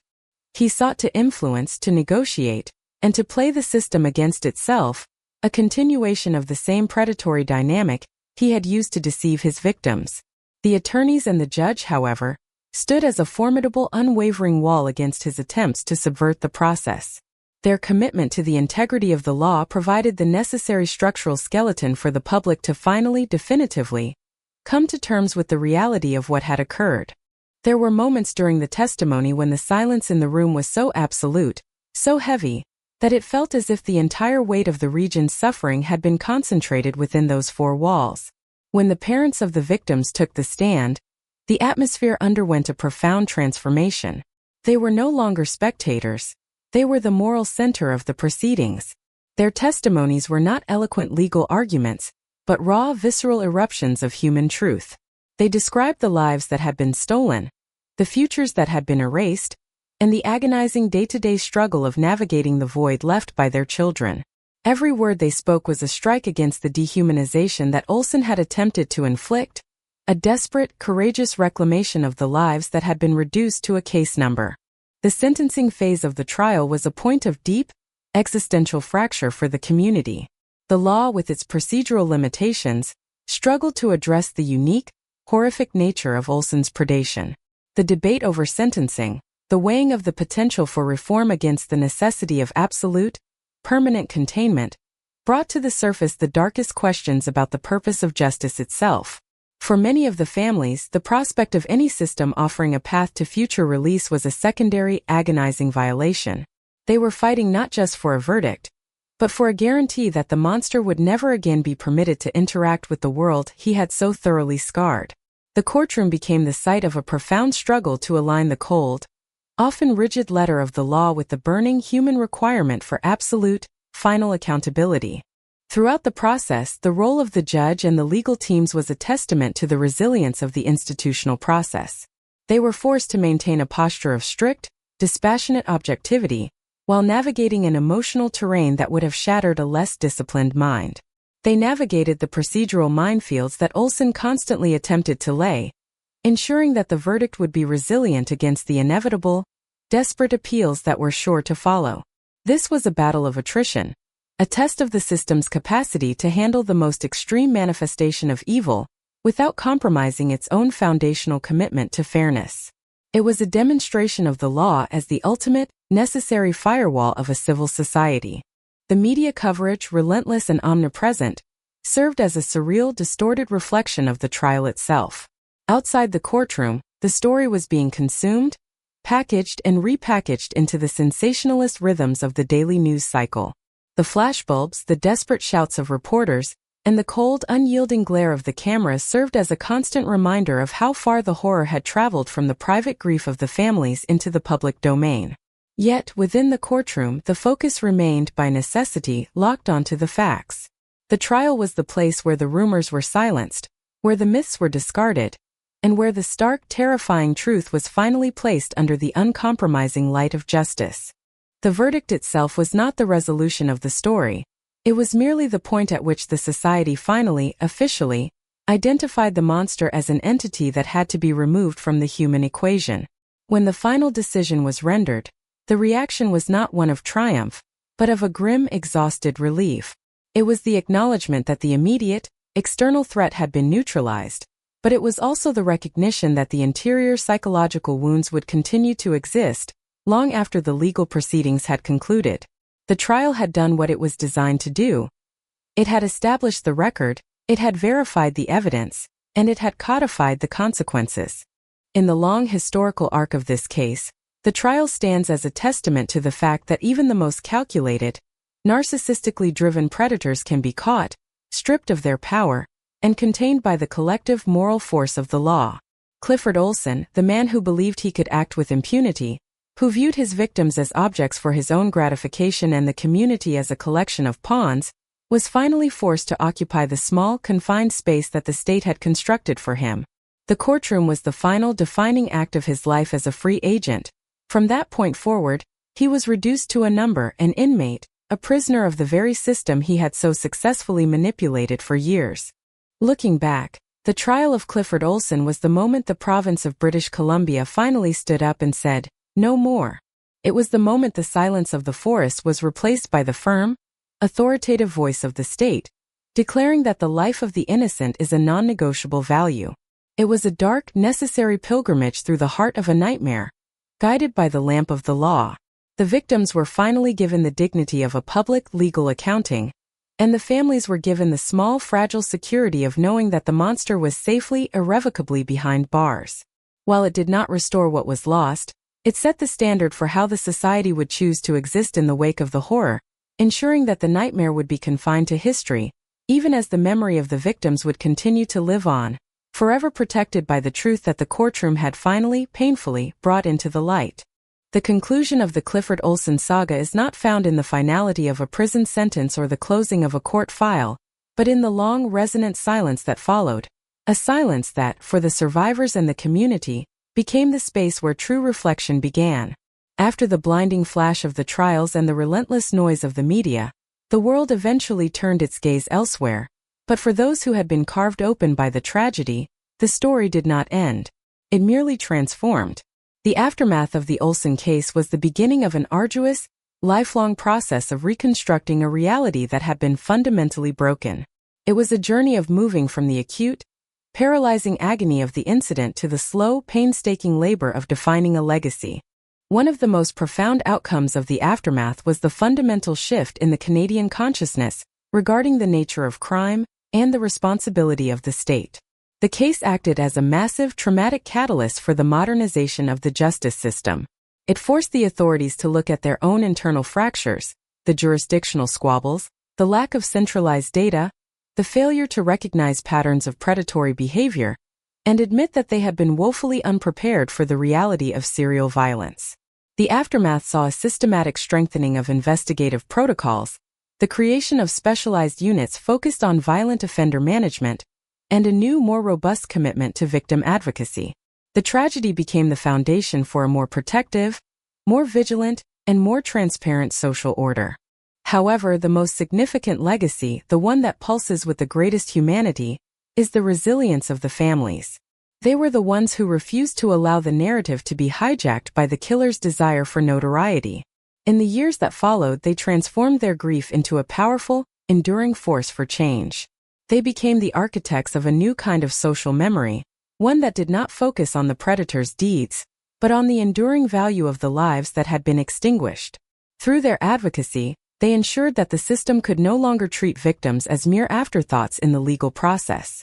They demanded, and they achieved, a higher standard of care, ensuring that the rights of the families and the safety of the public were placed at the center of the judicial equation. The psychological landscape of the Lower Mainland was also permanently altered in the aftermath. The forests, the suburban streets, and the quiet neighborhood parks, the very places that had been the backdrop of the tragedy, were slowly reclaimed, but they never fully returned to their state of pre-1981 innocence. The case installed a permanent, cautious awareness in the collective mind. Parents became more vigilant, communities developed a tighter, more interconnected sense of watchfulness, and the assumption of inherent universal safety was replaced by the informed, guarded reality of a modern, complex society. It was not a shift toward paranoia, but a shift toward a mature, sober understanding of the world. We must also reckon with the enduring shadow of the predator. Clifford Olson died in the isolation of his cell, stripped of the influence and the public attention he had so desperately sought. His death was not a dramatic exit. It was the quiet, hollowed-out conclusion of a life that had contributed nothing to the world but destruction. In the end, he became the very thing he had feared the most: irrelevant. His name, once a source of terror that paralyzed a province, gradually lost its potency, receding into the gray annals of criminal history, while the names of his victims continued to be spoken with love, dignity, and a profound shared sense of loss. This is the ultimate victory of the community. The realization that the predator is ultimately a transient, disposable figure, while the lives they targeted remain, through the persistence of memory, the true, enduring reality. The aftermath is also a space for philosophical reflection on the banality of evil. The case remains a haunting example of how a person can exist within the structures of society, while holding absolutely no connection to the human moral contract. It challenges us to remain vigilant against the tendency to dismiss the unusual or to explain away the unsettling. It teaches us that the most significant defense against such predators is not just the police force or the prison system, but the health of our human connections. When we are engaged, when we are attentive to one another, when we refuse to succumb to the temptation of apathy, we create a climate that is fundamentally hostile to those who seek to hide in the cracks of our indifference. For the survivors, the aftermath was a journey toward a different kind of peace. A peace that did not mean forgetting, but a peace that meant integrating the tragedy into the broader context of their lives. Many found healing through the support of others who had walked the same dark path, building a community of grief that was, in its own way, a fortress of strength. They learned that the weight of the loss, while never truly gone, could be carried, and that the act of carrying it was in itself a form of honor. They showed the world that even the deepest, most jagged wounds can be lived with, and that the spirit's capacity for endurance is, in the final analysis, more potent than the capacity for destruction. In reflecting on this long, harrowing narrative, we are reminded of the essential, fragile beauty of the human life. We see that the defense of that beauty is not a one-time event, but a continuous daily commitment. The tragedy of the victims was a reminder of how quickly the light can be eclipsed, but their memory, preserved through the dedication of their families and the evolution of our laws, is a testament to the fact that the light can be rekindled, that it can be protected, and that it can continue to guide us toward a more just and empathetic future. The story of Clifford Olson is a dark, necessary chapter in our history, but it is not the totality of who we are. We are the community that survived. We are the families that refused to be silenced. We are the society that learned, adapted, and grew stronger. The final message of this story, if there is one, is that the responsibility for the protection of our shared humanity falls on all of us. The nightmare occurred in the silence of the past, but the lessons we have drawn from it define the character of our present. Every time we check on a neighbor, every time we advocate for a safer community, every time we choose to remember those who were lost, we are continuing the work that began in the wake of the tragedy. We are honoring the victims, we are supporting the survivors, and we are building a reality where such a predator would find no sanctuary, no opportunity, and no place to hide. The long, agonizing path from the first disappearance to this moment of reflection has been a journey through the absolute worst of the human experience, but it has also been a testament to the very best. It has demonstrated the tenacity of the human spirit, the power of collective resolve, and the ultimate undeniable truth that while darkness is a reality of our world, it is not our destination. The legacy of these victims is a beacon that continues to burn, a light that demands our attention, our empathy, and our unwavering commitment to the protection of the innocent. We close this narrative with the somber, profound knowledge of the cost that was paid, but also with the hope that the world we inhabit today is, in some small, measured way, safer, wiser, and more deeply committed to the sanctity of life than the one that was fractured so long ago. The story of the struggle is finished, but the story of our responsibility to one another continues, unabated and absolute, with every single day that we choose to remember, to care and to act. As we step beyond the formal conclusion of the narrative and into the 10th and final synthesis of this journey, we find ourselves standing in the clearing of a long-standing psychological forest. We have traced the path from the initial tremors of disappearance to the chilling discovery of the truth, through the grueling marathon of the judicial process, and finally into the complex, enduring aftermath of trauma and reform. Yet, to truly understand the significance of the Clifford Olson case within the architecture of our modern society, we must look not just at what happened, but at what we have become as a result of it. This final reflection is not a summary, but an examination of the permanent shifts in our cultural DNA, the ways in which a singular horrific nightmare forced a civilization to redefine its relationship with safety, empathy, and the nature of evil itself. The first and most enduring shift is the abandonment of the illusion of domestic immunity. Before the events of 1981, there existed in the Canadian public consciousness a pervasive, perhaps naive belief that the type of predatory violence we associated with sprawling, volatile metropolises elsewhere was fundamentally incompatible with the fabric of our communities. Olson acted as a shattering force against this collective complacency. He revealed with terrifying clarity that the beast does not exist only in distant lands or in the pages of fiction. It exists in the spaces where we assume we are safest: the suburban park, the local roadside, the quiet street. The aftermath of this revelation was a profound maturation of the public psyche. We transitioned from a state of reactive, often paralyzed shock to a state of proactive, informed vigilance. We learned that safety is not a passive condition we inhabit, but a dynamic, active state we must maintain through our interconnectedness and our refusal to be governed by the cowardice of indifference. This vigilance, however, has been carefully distinguished from paranoia. The true lesson of the Olsen case was not that we must live in fear of the stranger, but that we must foster a culture of shared care. In the decades since, we have seen the development of community-based safety models where the well-being of the neighbor's child is understood as being inextricably linked to the well-being of our own. The isolation that Olsen craved, the silence that he relied upon to snatch his victims, is now actively countered by a social fabric that has been woven more tightly. We have realized that the most effective deterrent to the predator is not the wall or the lock, but the presence of eyes that see, hearts that care, and a community that refuses to allow any individual, especially the young and the vulnerable, to drift into the shadows without someone noticing. This is our greatest triumph over the legacy of the case. We have turned our collective empathy into an active, protective force. Furthermore, the legal and institutional evolution that followed this tragedy cannot be overstated. We have transitioned into an era where the rights of the victim are no longer peripheral to the machinery of the state. The legal battles fought by the families of the victims were, in essence, the birth pains of a more empathetic justice system.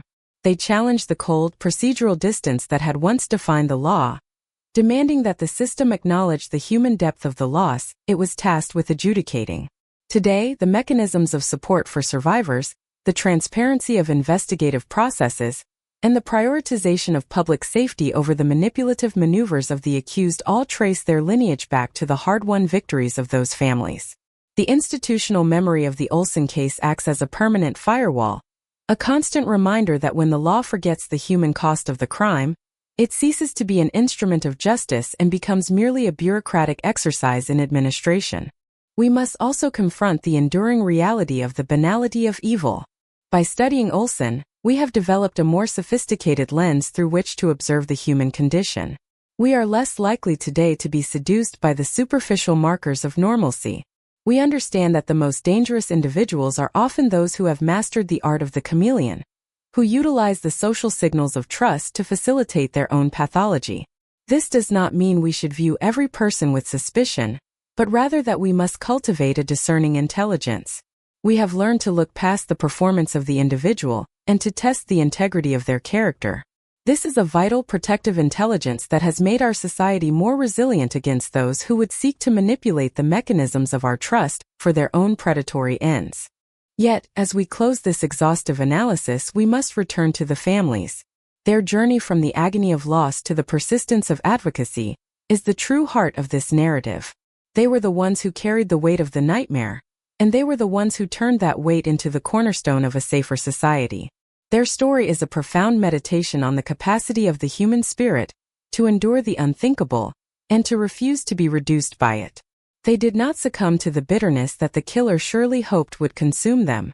Instead, they channeled their grief into a purposeful, lifelong commitment to ensuring that the tragedy of their loved ones would not be a dead end, but a catalyst for the preservation of others.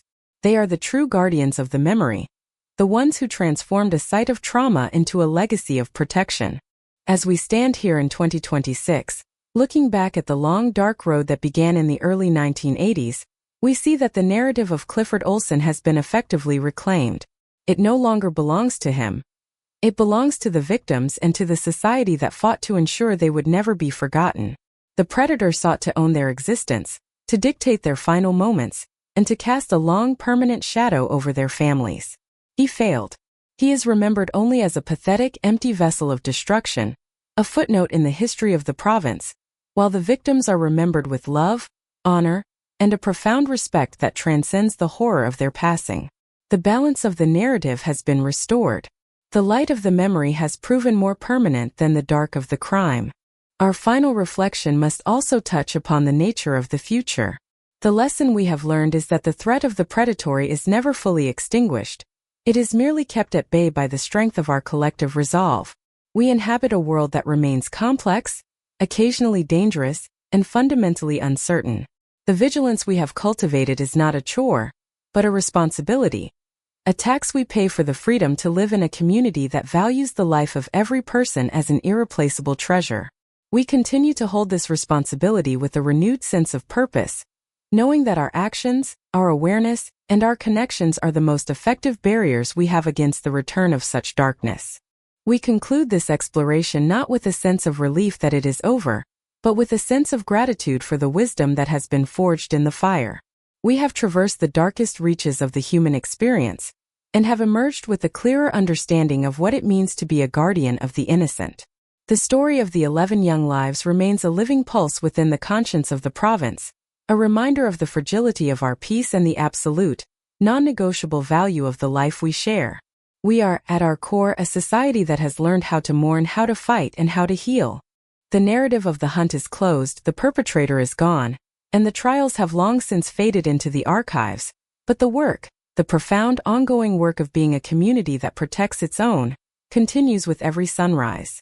We move forward into the future carrying the memory of the past, not as a burden, but as a compass, guiding us toward a society where the humanity of the individual is always, and in every circumstance, held to be the highest of all goods. This is the ultimate final word in the story of Clifford Olson. That he may have taken their lives, but he could never and will never take the light that they have left behind. A light that continues to define, to protect, and to inspire our way forward into the years ahead. We remain, as we have always been since the moment we decided to look into the abyss and not turn away, a people committed to the preservation of the sacred, bound together by the truth, and fueled by the enduring, unbreakable power of our collective memory. The transition from the clinical closure of the case to the enduring, existential landscape of the present marks a crucial shift in our perspective. As we move into this 11th phase of our analysis, we find ourselves moving beyond the immediate historical facts, the dates, the names, the evidence, to explore the lingering structural impact of the Clifford Olson saga on the Canadian identity. How does a nation, a province, and a local community integrate such a profound trauma? Does the memory fade into a distant academic exercise, or does it become a permanent subterranean current that informs every decision, every policy, and every individual act of protective care we take today? The answer lies in the concept of institutional resilience. In the decades following the trials, the structures that managed public safety in British Columbia underwent a metamorphosis that was, in many ways, an act of exorcism.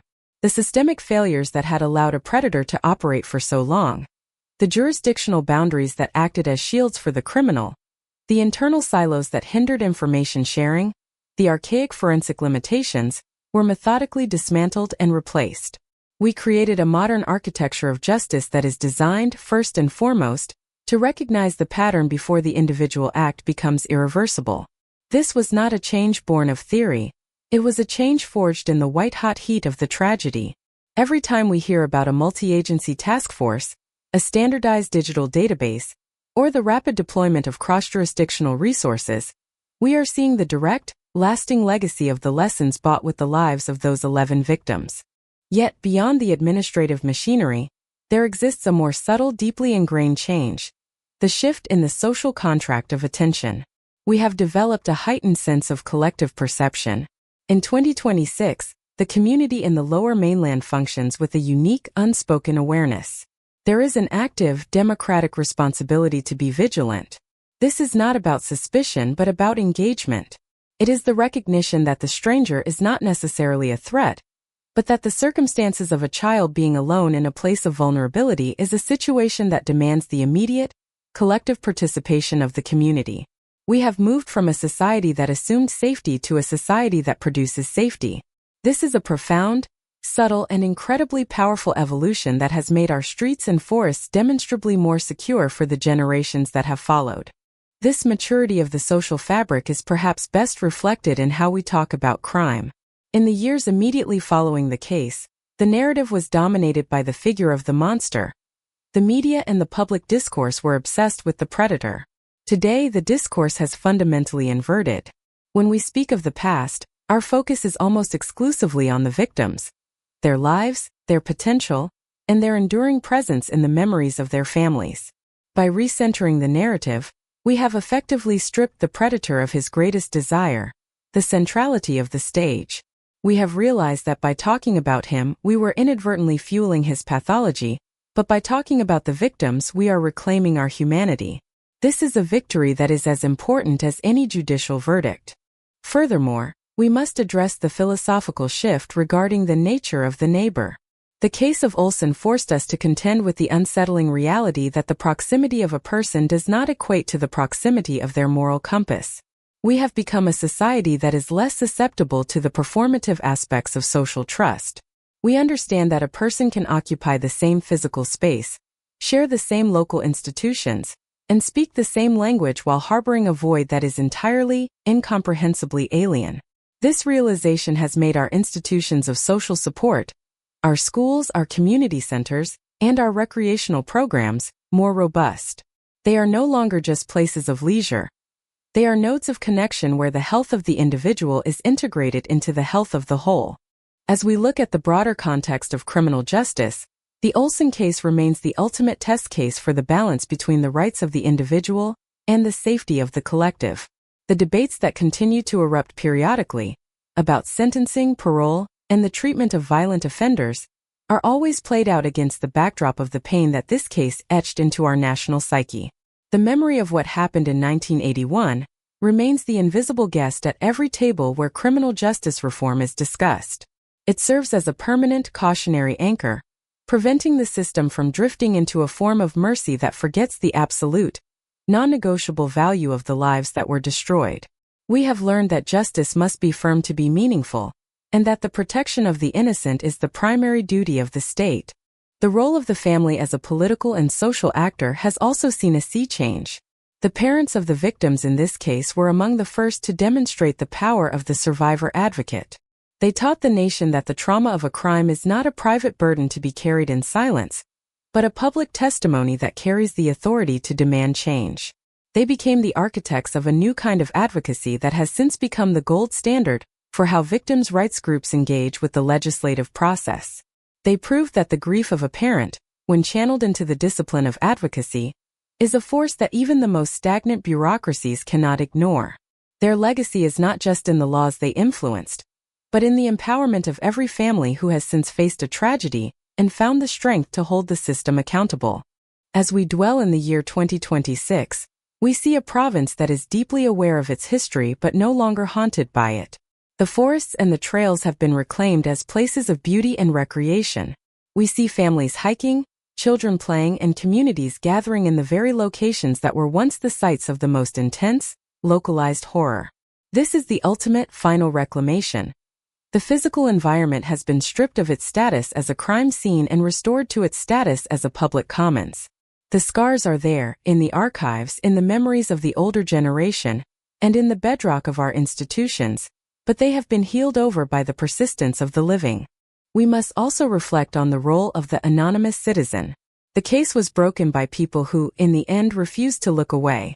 Whether it was the witness who reported a suspicious vehicle, the investigator who spent weeks meticulously cross-referencing paper files, or the juror who maintained the poise to see the process through to the end, the history of the case is a history of ordinary people who were asked to do the extraordinary. This is a critical lesson for our modern era. The safety of the community is not a top-down mandate. It is a bottom-up reality. It relies on the courage of the individual to act when they see something that does not fit, to speak up when they sense a danger, and to participate in the maintenance of the social order. This 11th phase of our analysis is ultimately about the durability of the light. We have examined the dark in great detail, but we have done so from the perspective of a society that has successfully emerged from the tunnel. We are not the same people we were in 1981. We have been tempered by the experience, hardened by the realization of our vulnerability, and elevated by our commitment to one another. The story of Clifford Olson is no longer a story of an unstoppable force. It is a story of a vulnerability that was met with the full, unyielding force of a community's determination to be better, to be stronger, and to be safer. We carry this history forward as a living, breathing testament to the value of human connection. We do not walk through the world with fear, but with the steady, measured confidence of a people who know what the abyss looks like and have chosen, with total clarity, to walk in the direction of the light. The memory of the 11 young souls is not a tombstone. It is the heartbeat of our vigilance, the foundation of our care, and the enduring, unbreakable link that binds us to the promise that we will protect one another, no matter the cost, no matter the challenge, and no matter how long the road may be. We are the inheritors of a harder, more honest, and more deeply human reality, and we move forward into the future with the unwavering conviction that our capacity to defend the light is, and always will be, greater than any shadow.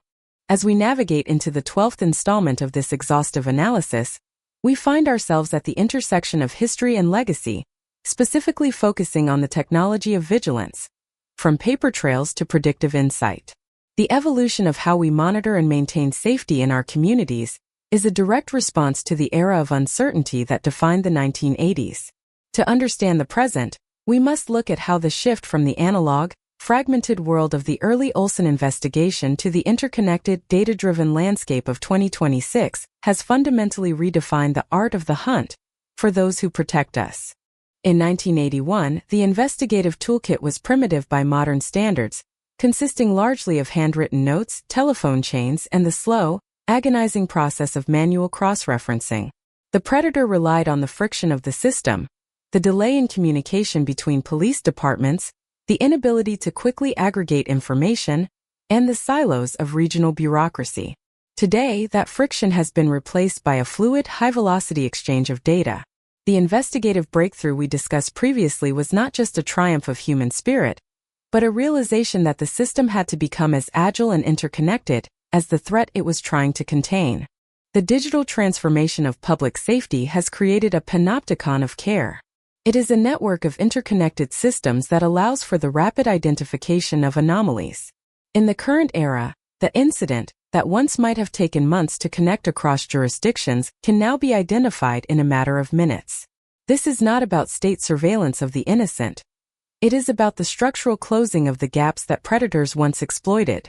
Predictive modeling, behavioral analytics, and the sophisticated coordination of national law enforcement databases have turned the tide. We are no longer waiting for the tragedy to occur before we can define the pattern. We are reading the subtle, flickering indicators that precede the crisis. However, this transition into a hyperconnected investigative environment brings with it a philosophical dilemma that the families of the victims in the 1980s could not have anticipated: the balance between the efficiency of the machine and the humanity of the society. The modern detective is now as much a data analyst as they are a traditional investigator. The skill set required to solve a crime in 2026 involves the ability to sift through vast digital footprints, to navigate the complexities of social media, and to understand the psychological impact of digital identity. The challenge, then, is to ensure that while we embrace the power of technology to defend the vulnerable, we do not lose the essential human-centric focus that made the original investigation so poignant. We must also reflect on the concept of the community network. While technology provides the infrastructure, the human element remains the true source of vigilance. In the post-Olson era, we have seen the emergence of community-based reporting systems that are far more sophisticated than the old neighborhood watch programs. These are decentralized, digitally enabled networks of parents, educators, and local leaders who are empowered with the knowledge of how to spot potential danger. The social contract of attention we discussed previously has been digitized. It allows for a community to respond as a unified organism to a potential threat, moving with a speed and coordination that would have been unimaginable 40 years ago. The pedagogical aspect of this technological shift is equally important. We have moved from a model of teaching children to fear to teaching children to be aware. In the aftermath of the case, the literature and the educational programs designed for schools were often crude, focusing on the stranger danger trope, a simplification that, while well-intentioned, often failed to address the reality of how predators actually operate.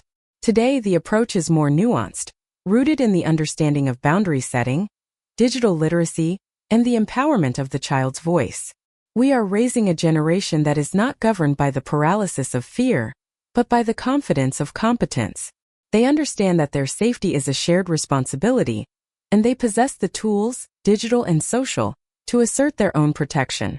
This technological evolution also extends to the realm of the forensic sciences. The precision with which we can now process a crime scene is light years ahead of the 1980s. DNA technology, advanced toxicology, and the use of satellite and drone imaging have made the forest floor, once the predator's greatest ally, an open book for the investigators. The wilderness that once swallowed the evidence of the crime now testifies with an accuracy that leaves no room for the manipulation of the truth. The killer of the 1980s lived in an age where they could gamble on the limitations of forensic science. The predator of the 2020s faces a reality where they are effectively stripped of the ability to hide their biological or digital presence. Yet, as we integrate these technological advancements, we must remain grounded in the ethical framework that the Olson case established. We must remember that the purpose of our investigative machinery is not just to capture the criminal, but to restore the sanctity of the victim. The technology is a tool, but the goal remains the same: to be the voice of those who have been silenced. We have learned that the system must never be allowed to operate with such detachment that it forgets the grief of the families, the trauma of the community, and the profound, irreplaceable value of the lives that have been taken. The machinery of justice must be warmed by the fire of human compassion. Otherwise, it risks becoming just as cold and dehumanized as the predator it seeks to destroy. Looking forward to the second half of this decade and beyond, the challenge will be to ensure that our commitment to technological excellence does not outpace our commitment to human empathy.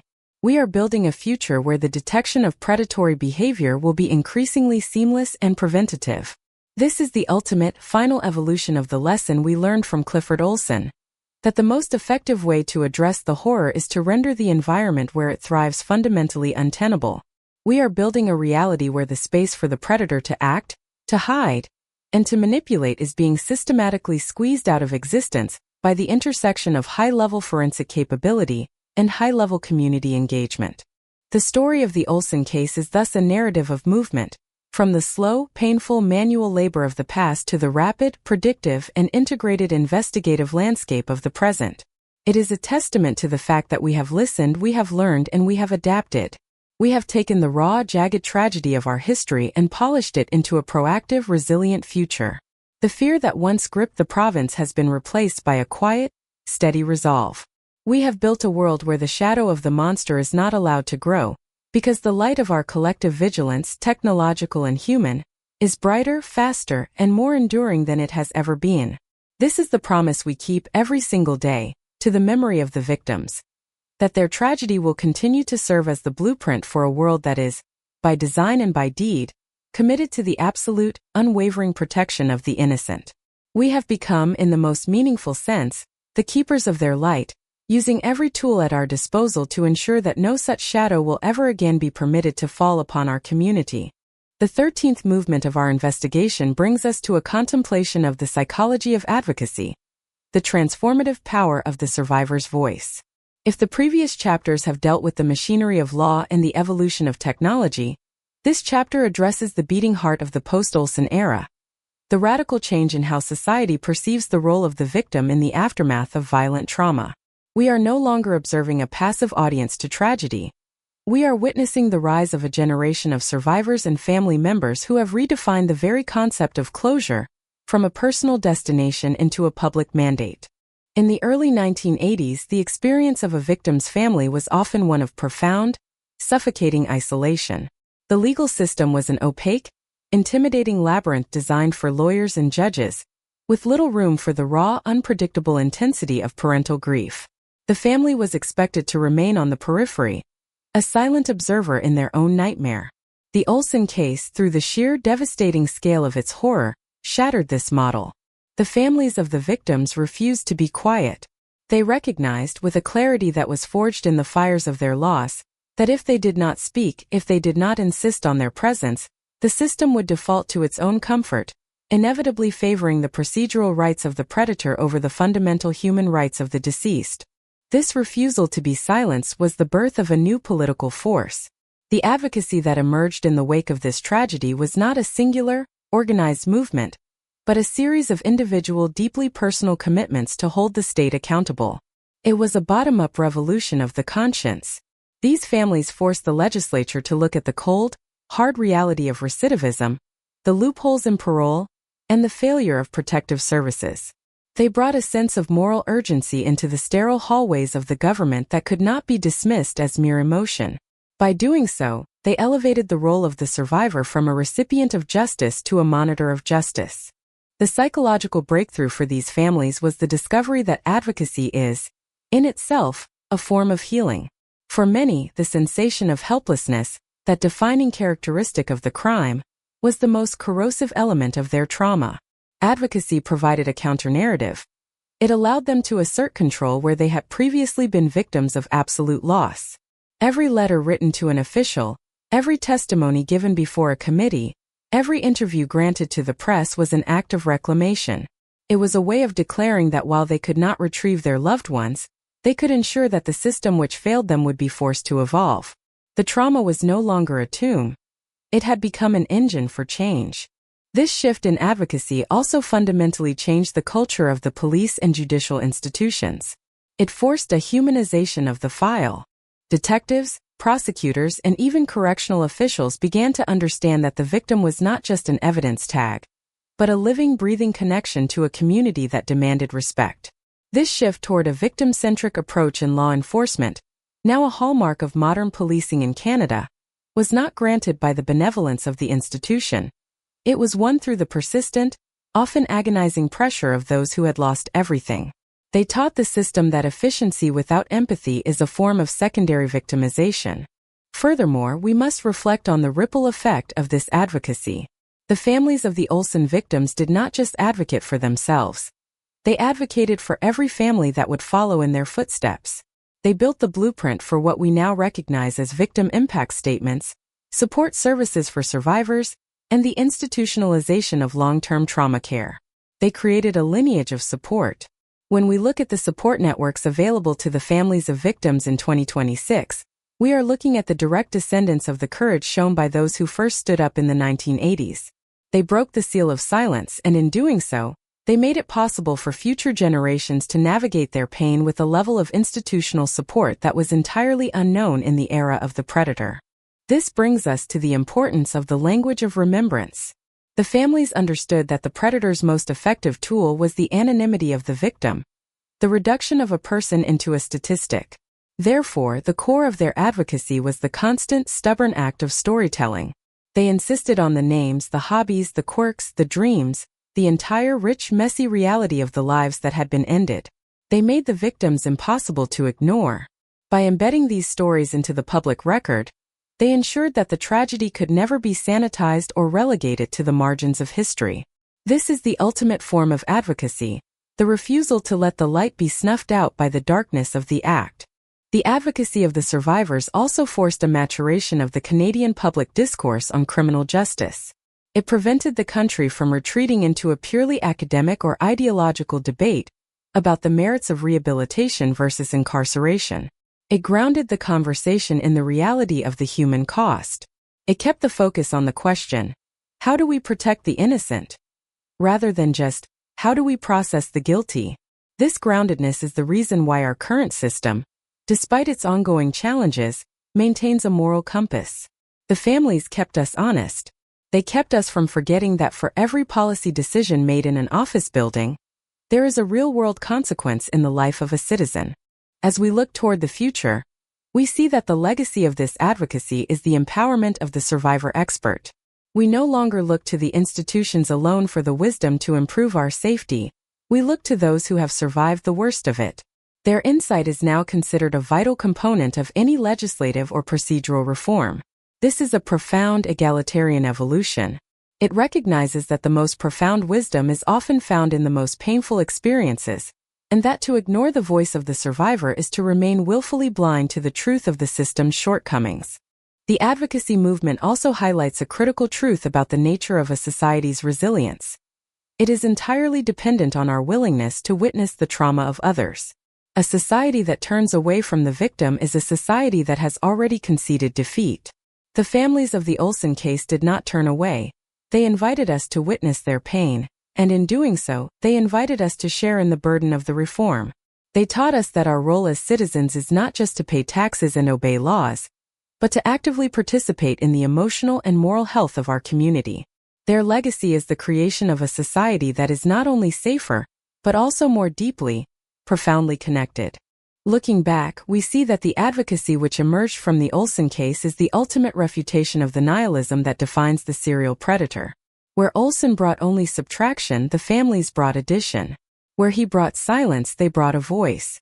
Where he brought a rupture, they brought a bridge. The tragedy did not break the community. It clarified the community's purpose. We exist now as a society that understands the cost of our peace, and we act with a level of consciousness that ensures that the cost is never again paid in the currency of our children's lives. The advocacy continues, the voices remain strong, and the memory of the victims is not merely a ghost in the machine. It is the very fuel that drives the ongoing, essential, and beautiful labor of protecting the innocent. We have learned that the victim's voice, once empowered, is the most resonant and authoritative sound in our democracy, and we honor that legacy by ensuring it is never, ever ignored again. As we delve into the 14th movement of this deep dive analysis, we turn our attention to a facet of the tragedy that is often overshadowed by the forensic and legal dimensions: the architecture of public grief, memory, monuments, and the sacred geography of healing. How does a community, once fractured by an unimaginable series of crimes, physically and symbolically rebuild the ground upon which it stands? This chapter examines the transformation of the Lower Mainland from a geography of fear into a geography of remembrance, exploring the vital, often overlooked, role of public memorialization in the long-term process of societal healing. In the immediate aftermath of the Clifford Olson discovery, the sites where the victims were found, the hidden pull-offs, the dense thickets, the forgotten gravel roads, were fundamentally tainted. They existed in the public consciousness as repositories of horror. For months and years, these locations were avoided, treated as the physical manifestations of the nightmare. This is the natural protective response of any society, to shun the place where the trauma occurred. However, the process of healing requires a radical inversion of this response. It requires a community to reclaim those spaces, to strip them of their association with the predator, and to re-sanctify them as places of dignity, reflection, and life. The creation of public monuments was the first major step in this reclamation. These were not merely aesthetic additions to the landscape. They were essential symbolic anchors. By placing markers, planting trees, or dedicating playgrounds in the names of the victims, the community performed a crucial act of resignification. They asserted that these children were not defined by the location of their death, but by the location of their lives, the neighborhoods, the schools, and the parks where they were loved, where they played, and where they belonged. This act of naming is a fundamental human defense against the void. By etching their names into granite, into wood, and into the very soil of the province, the community was declaring, "We remember you and you remain part of us." We must also consider the role of sacred geography, the way certain parks, trails, and community centers were gently and deliberately transformed into spaces for the living. The transformation of a trail once associated with dread into a vibrant, sunlit space for families to walk and children to play is perhaps the most profound rebuke to the memory of the predator. It is a daily kinetic act of reclaiming the land. Every step taken on those paths by a parent holding their child's hand is a quiet, powerful assertion that the community has not been conquered. The predator thought he could claim the wilderness for his own dark purposes. The community responded by ensuring that the wilderness would always return to its natural state, as a space of beauty and human connection. This process of memorialization also served to consolidate the identity of the Lower Mainland. It transformed a collection of suburbs, initially feeling fragmented and isolated in their grief, into a unified moral community. When we see a memorial, we are not just looking at a tribute to a specific individual. We are looking at a shared commitment. It tells the story that this society cares enough about its members to refuse to let their memory dissipate. It is a visual manifestation of the shared care model that emerged from the case. The monuments remind us that we are the keepers of one another's stories, and that the loss of one is truly the loss of all. However, the architecture of grief is not without its tensions. There is always the question: how do we remember without being trapped in the memory? The evolution of our approach has been one of moving from the monument as a site of tragedy to the monument as a site of life. The current memorial spaces in the region are not somber, enclosed areas of mourning. They are integrated into the flow of daily life. They are built into school courtyards, community gardens, and popular recreational zones. This is intentional. It ensures that the memory of the victims is not relegated to a sad, dusty corner of history, but is kept warm and resonant in the presence of the laughter and the activity of the next generation. We must also reflect on the role of the victims' families in designing these spaces. They were the ones who held the keys to the truth of who these children were, and they were the ones who ensured that the memorials reflected the fullness of those lives, not just the tragedy of their ends. This is another crucial aspect of the survivor expert model. The families became the curators of the collective memory. They ensured that the tone was one of love, not just sorrow. By shifting the focus toward the life-affirming legacy, they provided the community with a sustainable way to remember. They showed us that grief, when properly channeled, is not a wall, but a foundation. The memorialization process also serves as a pedagogical tool for the younger generation, those who were born long after the events of 1981. For these young people, the memorials are the physical prompts for the stories they are told. They are the entry point into a history that they must understand to appreciate the current strength of their community. By passing down the stories associated with these sites, the community ensures that the lessons of the Olson case are not just learned in a classroom, but are felt in the very air of the neighborhood. It keeps the social contract of attention alive. It reminds the new generation of why they are protected, why they are valued, and why they have a duty to continue that protection for the future. This architecture of remembrance is also an act of defiance against the anonymity that the predator sought to impose. Every time a flower is laid, a tree is watered, or a plaque is polished, the community is engaging in a ritual that denies the predator his victory. He sought to make them nothing. The community makes them everything. The permanence of stone and the renewal of nature act as the ultimate contrast to the transience of the violence. It is a declaration that while the body can be harmed, the story, the essence, cannot be extinguished. This is the moral victory of the living over the dead, and of the community over the criminal. Looking toward the future, the physical spaces of memorialization will continue to evolve, but their core purpose will remain: to serve as the silent, enduring witnesses to our values. They will continue to act as the anchors of our collective conscience. As long as these monuments stand, as long as these spaces are cherished, we will never be able to forget our duty to one another. They are the heartbeat of the Lower Mainland, a steady, quiet rhythm that reminds us that we are a society that has faced the worst, survived the deepest shadow, and chosen, with our whole hearts, to build a future defined by the light of our shared remembrance. In conclusion, the architecture of our grief is the architecture of our resilience. We have transformed the sites of our most profound trauma into the cornerstones of our collective strength. By turning the land back toward life, we have proven that our capacity to love, to build, and to connect is fundamentally, and by a wide margin, more powerful than any act of destruction. We move forward not as a community defined by the tragedy, but as a community defined by the dignity with which we have chosen to remember it, ensuring that every time we walk through those sacred public spaces, we are reaffirming our promise that the light of those 11 lives will never, ever be lost to the darkness. The 15th movement of our analysis arrives at the intersection of philosophy and forensic psychology, the anatomy of the void, deconstructing the pathology of the serial predator. To truly understand the Olson case, one must be willing to stare into the abyss of his motivations, not to empathize, but to dismantle the myth of the mastermind and replace it with the stark, chilling reality of a hollow life.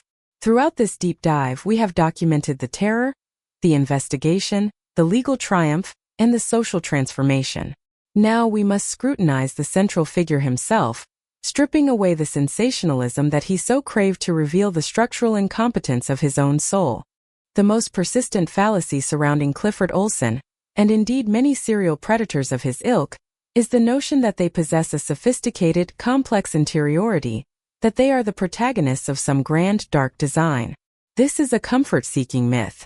It is easier to believe in a criminal genius than in a deeply defective, fundamentally bored, and pathologically immature individual. When we analyze his life, we do not find a coherent philosophy of evil. We find a series of impulsive, opportunistic, and remarkably clumsy acts. His predator persona was an adaptation, a way to exert a semblance of power in a world where he had consistently failed to achieve meaningful success by any normative metric. His pathology was rooted in a profound incapacity for connection, a condition that Hannah Arendt famously identified as the banality of evil. He viewed the world not as a space of shared existence, but as a series of targets and tools. His criminality was not driven by an intellectual conviction, but by an existential vacuum. He was a man who lived entirely in the present, devoid of the ability to project himself into the future, or to resonate with the humanity of those around him. This lack of resonance is exactly why he was able to act with such devastating coldness. He literally did not perceive the victims as people with inner worlds equivalent to his own. They were, in his internal landscape, objects that could be manipulated. The mask of sanity, a term coined by Hervey Cleckley to describe the sociopathic personality, is the key to understanding his ability to operate in plain sight. Olson was an expert in mimicry. He observed the social rituals of the normal world, the politeness, the routines, the display of conventional interests, and he practiced them with the diligence of an actor. He knew that if he could convince the world he was a neighbor, a father, a man with a place in the social order, he would be immune to suspicion. This wasn't a complex strategic manipulation. It was a basic survival tactic for a predator living in a society built on the bedrock of trust. He was a master of the mundane because he knew that in a society of trusting people, the mundane is the perfect camouflage. We must also confront his desperate, narcissistic hunger for attention. If the investigation proved one thing, it was that he wanted to be known. He played the cat-and-mouse game with the investigators not just to prolong his freedom, but to ensure that his name would be etched into the consciousness of the public. He viewed his crimes as his work, a perverse performance art designed to disrupt the peace of the province. This is why the final verdict was so devastating for him, not because of the loss of liberty, but because of the loss of control over the narrative. When the court finally defined him as a prisoner, it effectively stripped him of his lead role in the drama. He was no longer the subject of the story. He was a statistic in the system. The anatomy of the void is best understood by looking at his failures. Even in his criminal life, he was a chaotic, disorganized actor. His history is littered with petty thefts, abandoned schemes, and moments of laughable, impulsive stupidity. He was not a disciplined criminal. He was a desperate man chasing the next dopamine hit of control. When we see the sheer breadth of his incompetence, the way he left tracks, the way he engaged with witnesses, the way he consistently underestimated the dedication of the police, we realize that he was not smart. He was merely unthinkable. He succeeded for so long only because the society he attacked refused to believe that someone like him could truly exist. He was a virus that succeeded because the host body had no antibodies. This realization is the ultimate vaccination for our society. By understanding that the predator is not a genius, but a hollow, desperate, and ultimately incompetent entity, we remove the fear that keeps us from taking action. We stop being afraid of the monster and start being observant of the man. When we realize that his power was entirely derived from our collective refusal to acknowledge him, his influence over our psyche evaporates. This is why the humanization of the file, the work done by the families and the investigators, was so vital. By reclaiming the narrative, by insisting on the humanity of the victims, they effectively reduced him to his true, pathetic proportions. We must also reflect on the role of the environment in facilitating such a pathology. We have discussed the lower mainland of the 1980s as a place of trust. Olson's pathology found the perfect laboratory in that environment because it allowed him to operate without the constraints of a watchful community. Today, our Anatomy of the Void study suggests that the best way to prevent the formation of such predators, and to catch them if they do form, is to eliminate the environments of invisibility. The more connected, the more transparent, and the more engaged a community is, the less likely it is for an individual to develop the predatory habits of dehumanization. Transparency is the natural enemy of the predator. Looking back, the study of Clifford Olson's psychology is not a study of human nature. It is a study of the absence of human nature. It is an exploration of the vacuum that remains when empathy is systematically removed. This is why we have emphasized the power of the social contract of attention. Our empathy is our primary immune system. By remaining focused on the well-being of our neighbors, by keeping the social channels of communication open, and by maintaining a culture that values the individual, we are actively strengthening our capacity to recognize and repel the void. We are not just defending our physical space, We are defending the very definition of what it means to be human. As we conclude this profound investigation into the anatomy of the predator, we see that the true victory was not just in his capture, but in our transformation. We have evolved from a society that was vulnerable to his void into a society that is defined by its fullness of connection. We have looked at the shadow, we have analyzed its mechanics, and we have realized that it has no inherent power of its own. Its power was only ever a reflection of our lack of awareness. We are no longer the same community that stood by in shock 45 years ago. We are a community that stands together, vigilant, connected, and committed to the idea that no human being is invisible, and that the light we generate through our solidarity is, and always will be, more than enough to reveal the emptiness of the void. We have won by refusing to let his darkness define our identity, choosing instead to define ourselves by the resilience of our memory and the depth of our care. As we reach the 16th installment of this extensive analysis, we move beyond the immediate history and the clinical study of the predator to a profound philosophical inquiry. The permanence of the social contract, redefining security as a collective moral responsibility. This final synthesis is not a conclusion but an invitation to view the lessons learned from the Clifford Olson era not as artifacts of the past, but as the foundational principles of our contemporary social existence in 2026 and beyond. We have traveled from the trauma of the early 1980s to the integrated, tech-empowered society of today. Now we must formalize the moral contract that holds us together in the face of an uncertain future. The most critical evolution we have achieved is the move from security as a commodity to security as a communal value. In the past, safety was often treated as an individual responsibility, a matter of locking doors, avoiding dark alleys, and ensuring one's own family remained within the borders of the home. The Olson tragedy exposed the fatal flaw in this philosophy. It left the most vulnerable among us exposed to the cracks in the system. The transition we have lived through is one where we accept that the safety of the individual child, the safety of the neighbor, and the safety of the stranger are all part of a single, indivisible whole. We have accepted that the social contract is not a passive agreement to live and let live, but an active daily duty to protect and to witness. This moral responsibility manifests in the ethics of engagement. We have learned that apathy, the act of looking away, is the greatest ally of the predatory. Our modern community is defined by its refusal to be apathetic. When we see a child who appears distressed, a situation that doesn't feel right, or a person struggling within the system, our response is no longer to turn away out of a sense of privacy or hesitation. It is to engage. This shift in the collective pulse is the true victory over the darkness of 1981.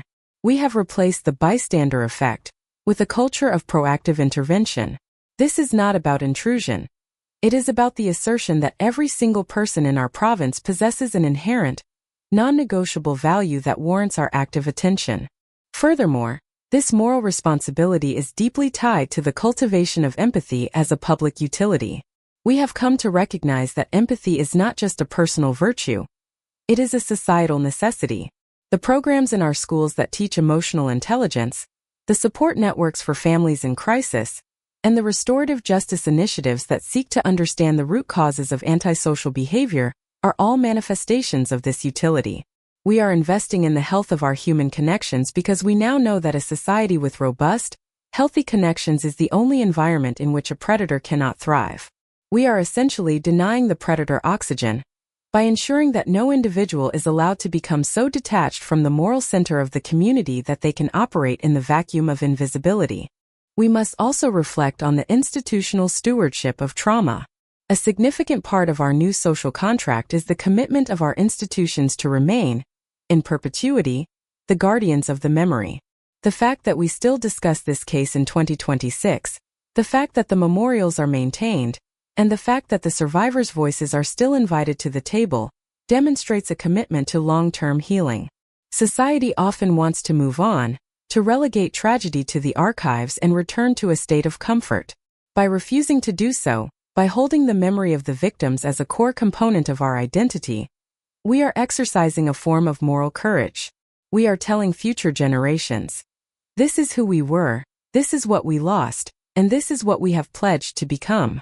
The moral contract also addresses the responsibility of the state. We have moved into a new era where the state's primary mandate is the protection of the sanctity of life. This is not just a slogan. It is the benchmark against which all our legislative and procedural work is measured. We have seen that when the state prioritizes efficiency or procedure over the protection of the innocent, it risks the legitimacy of its own existence. Our modern social contract demands that the state remain, at all times, a transparent, accountable, and deeply empathetic actor. We demand that the state be a protector that is also a partner, working in tandem with the citizenry to create an environment where the vulnerable are always surrounded by a network of care. We should also consider the legacy of the survivor as the moral compass. The families, through their decades of advocacy, have effectively become the conscience of the province. Their role is now institutionalized in our consultative processes.